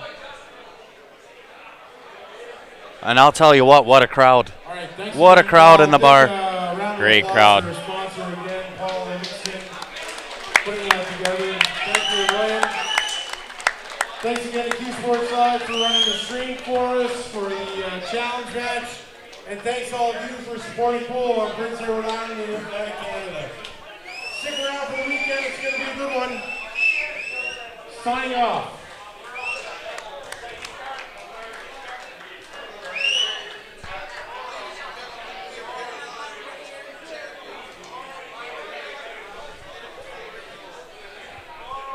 All right, we're going to do the draw for the 50-50. Get your 50-50 tickets out, because it's time to make the draw. TJ, what are we worth? $535. $535 to the winner of the 50-50. I'm going to get my tickets out.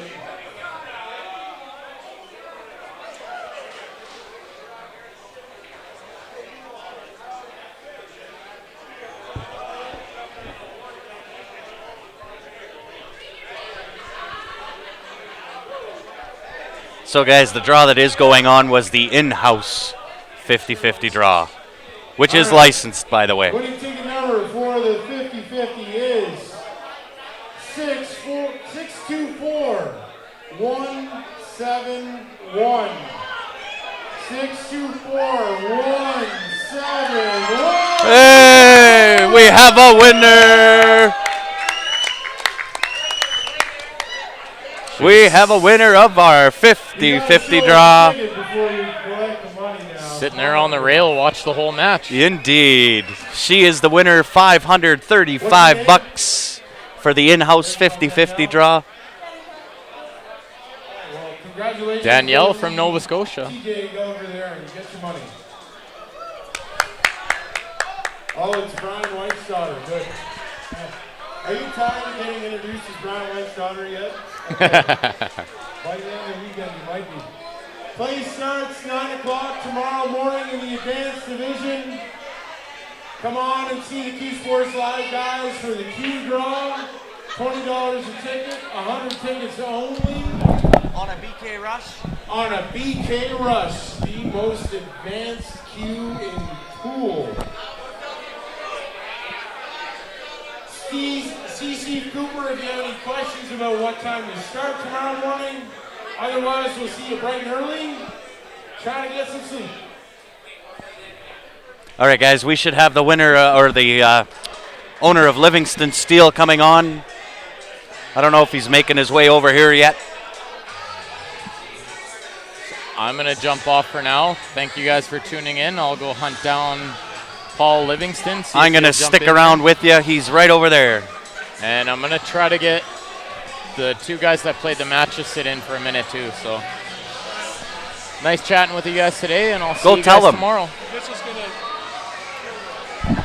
end the stream. No, they want Paul on. Go tell him to turn the music down. Well, he needs to come up.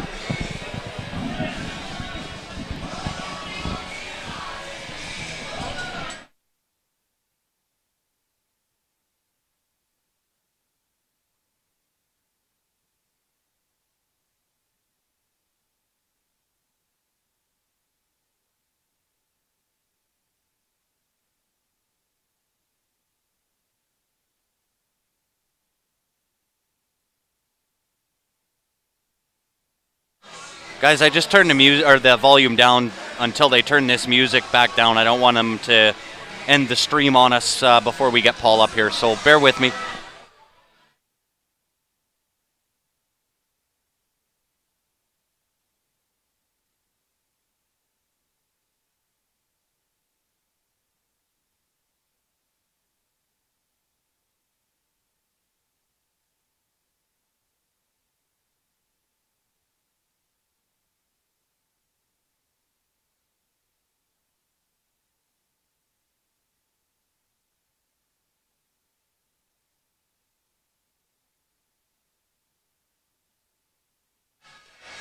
All right, guys.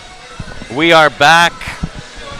We've got Paul on the mic with us. He is the man with the plan to put up the $1,000 cash for the challenge match, Livingston Challenge.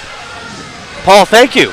Hey, no problem. It was my pleasure. Absolutely. It created a bit of a buzz here in PEI. It did. It was a great match. Both players were fairly equally matched. And unfortunately, only one guy could win it, right? It's always winner the case in sports, right? Yeah. Somebody's got to be the winner. Yeah. No, it was a very good, well-organized event. A lot of credit goes to the organizers and the volunteers and the referee. You guys did a great job. We were just happy to be able to participate. Absolutely. And it was a good mix. We were able to promote 8-ball on PEI and elsewhere, and at the same time promote our company. So it was a good Absolutely. Good mix. Yep. So I guess the begging question is at this point, to kind of get inside your mind a little bit, is why put the money into pool? Why get involved? Yeah, well, I'm believe me, I'm not a soft touch. So I was a little surprised myself when Andrew Sprague and Brian Willis approached me. What they, their whole idea was about promoting 8-ball and PEI. I'm a longtime fan and a player, and with that opportunity and the opportunity to promote our company at the same time, it wasn't too hard of a decision, and I really liked the concept. Made it a quick and easy decision when you involve pool, right? Yeah, and the Nova Scotia champion against PEI champion, it was a natural, so it was a Absolutely. very good event. Absolutely. Well, listen, on behalf of Q Sports Live and pool as a whole, I want to thank you personally because I think that more people need to get involved. Yeah. The sport deserves it. I'd like to see it get up to the point where we can actually start making some money in this game. Yes. Right? Get it into the Olympics and so on and so forth. Yeah. That can't be done without guys like yourself and companies like yourself that are willing to throw a little bit of money at it. Well, I really appreciate that, and hopefully maybe next year we'll be at it again. Absolutely. We look forward to it. I'll tell you what, the way that we've been treated in PEI, I now know why everybody wants to come down. Yeah. Well, that's what we're known for, our hospitality. Absolutely. Here, so, it's great to have you guys, and thanks very much for all your efforts, and you did a great job. We're looking forward to coming back again. Right on. Thank you. You bet. Okay. I appreciate it, Paul. Thanks for sitting in. Thank you. You bet. Guys, we're going to get Rick Leon, the winner of the match, to come in and sit down with us. See if I can get inside the mind of the winner.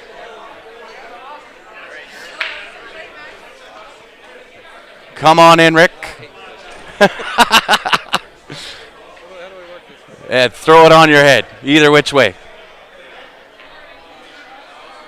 Perfect. You're sounding good. All right, guys. So joined by Rick Livingston or Rick Leon, the winner of the Livingston Challenge. Congratulations. Thank you very much. Things went your way in that match. So, what's in the mind of the winner? Just try to focus and play strong tomorrow the same way, and hopefully make a ball off the break. That's what it. It's all about, brother. That's what it's all about. It's definitely one of the keys to the game. Yeah. So in preparation, I mean, we didn't get to see you too much before the match when you were in preparation, whether you were hitting balls here or somewhere else. What mentally are you thinking about going into the match? It's mostly the break. I usually have trouble with my break, so it's just find the sweet spot and how the tables are playing and be able to move the cue ball around a little bit and find a happy spot. And I did there at 7-7 to run a 5 or 6 pack. I don't know what it was. So 5 pack. And then we took a break and then I come back in, then I lost it. So it's one of them things that when you got it, you better keep it. When you lose it, you better try to find it. That's it. Keep the pedal to the metal when you got it. It was great to come here and play in this. I was very privileged that I got a chance to do this, in Charlottetown. Well, and it speaks a little bit to the support that I see in the room for what this has done for Prince Edward Island. Yes. This is kind of the big thing or the biggest thing that has happened. Yep. And we're happy certainly to be a part of that.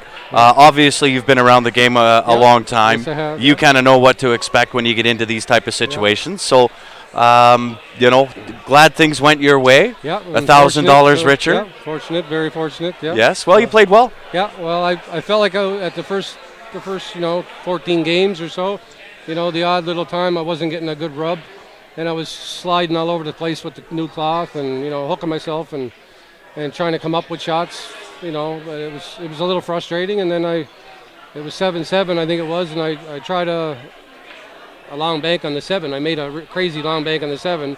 Yeah. And I had to let my cue ball fly just because I had nowhere to go with it. Yep. And I ended up hooking myself on the 8. But that there it just turned me on. It's like getting a little short jab and make you a little dizzy, then you come back harder. And that's right. And it's the ebb and flow in a match, right? Yeah, that's right. And it seems to be. I mean, we've obviously commentated on a few matches, that's right. and it seems to be at the start of the match, one player will get the rubs and the momentum. rolls, and then Momentum. It's the ebb and flow of the match. That's so, right. and you played that well. You dealt with it well, and I think that speaks to a little bit of mental toughness. Yes, it plays on you. It's hard to sit still when you're Yeah. when you're mad as Yeah, addict, absolutely. right? Short memory in pool, short right? Memory, yeah. You got to forget that stuff and just focus on what you're doing and what you're here for, and try to play really good. Absolutely. And just try to keep strong. That's Yep. it. That's my trick. And everybody else knows the same way. I got to try to adopt that trick. Yeah. So I was fortunate to play good with Lorne. Lorne's a good player. Yeah. We played last year in a big tournament in Halifax, and I ended up winning that too. But I knew he was a good player coming into this, and 9 ball's my stronger game, but 8 ball. If the ball goes in the hole, I got a good chance of running them out, just the same as anybody else. But Absolutely. that's. Well, listen, how it Rick. rolls. Congratulations again, Thank you very man. much. We appreciate you sitting in with us. Yeah, and you I'll guys shake are your doing hand. a great job. And Thank you. Thank you very much for your time too. Yeah. Hey, we're Awesome. blessed to be a privilege This is or what the to game be needs. part of It it. needs guys that are devoted in the game, that love the game, that Yeah. put their time in the game, like Andrew, yourself, and whoever else I missed, all the other guys, Brian Well, and them it's. guys. I was actually on 3 weeks or 4 weeks ago with Max Eberly, and I kind of explained where my situation is. Yeah. I'm not a Rick Leon. I'm not a John Mora. I don't have that skill. Yeah. However, my passion about the game will rival anybody. Yeah, that's right. And that's Yeah. kind of the what we get to see with Well, Q Sports I Live. get that out of the game too now. Yeah. I lost my killer for a long time, but I started teaching again. I used to teach years ago, and then my girlfriend pushed me to start teaching again, and that made it's bringing me out. She loves to play, probably more than me, but just to help other people start the game and start making balls from not being able to do it a few minutes ago, and then show them a couple little tricks, and it's just the joy that I get from helping them. Absolutely. So you're teaching. Whereabouts In are you? Halifax. How do people get a hold of you if they want to get lessons? Yeah, they can call up Maritime Billiards, look on my website, just look me up on Facebook, Rick Leon. You'll see me there and just message me that way, and you'll see my phone number and everything on there. So. There you go, guys. Yeah. Hit them up. Yes, so awesome. Excellent.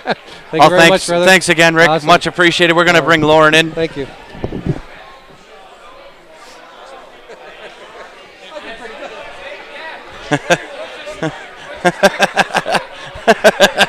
Oh, it's good. Sorry for yelling there, guys. Either way, however you want it. There you go.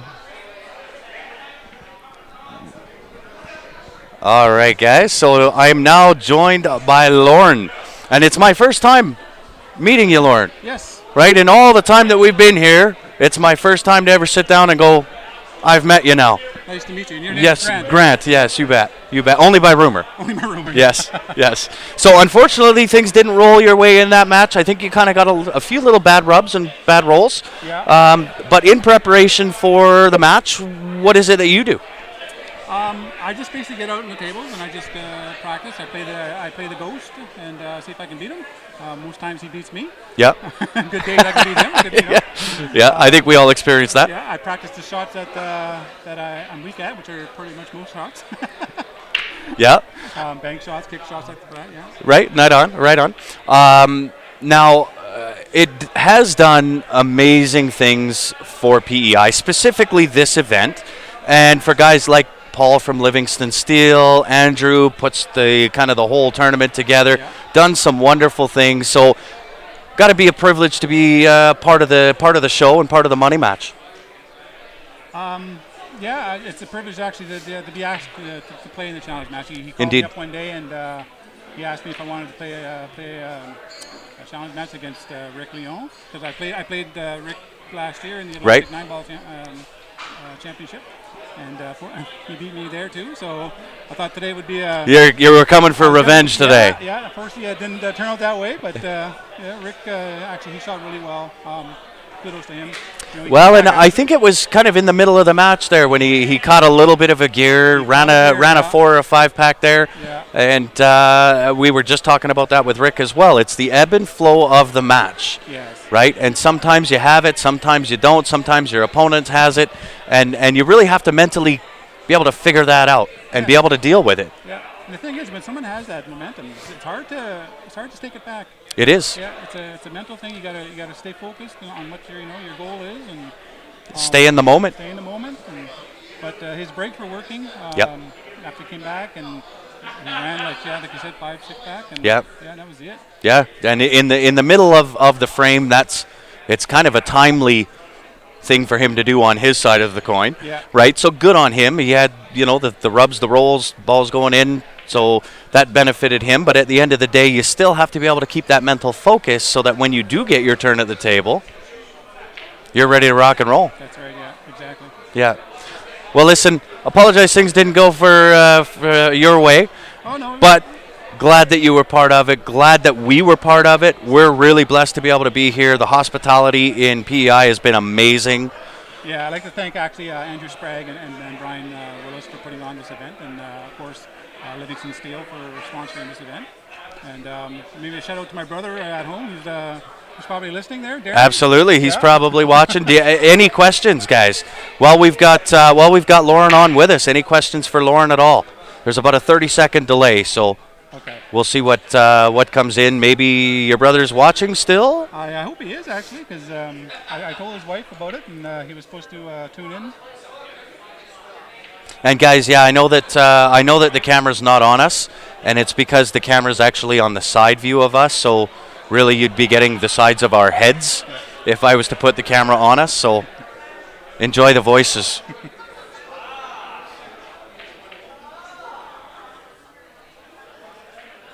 There, yes, he is watching.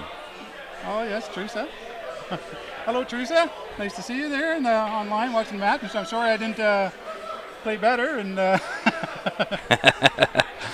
well, and like Paul said, somebody's got to win, somebody's got to lose. Again, unfortunately, it didn't go your way in that match, but I'm sure, being who you are, you're going to come back again. You're going to try to get that Rick once and for all. I hope I meet up with him actually tomorrow. That is true. Yeah. That is true. If you win and he wins, you both meet the very next match. I think so, yes. Yeah.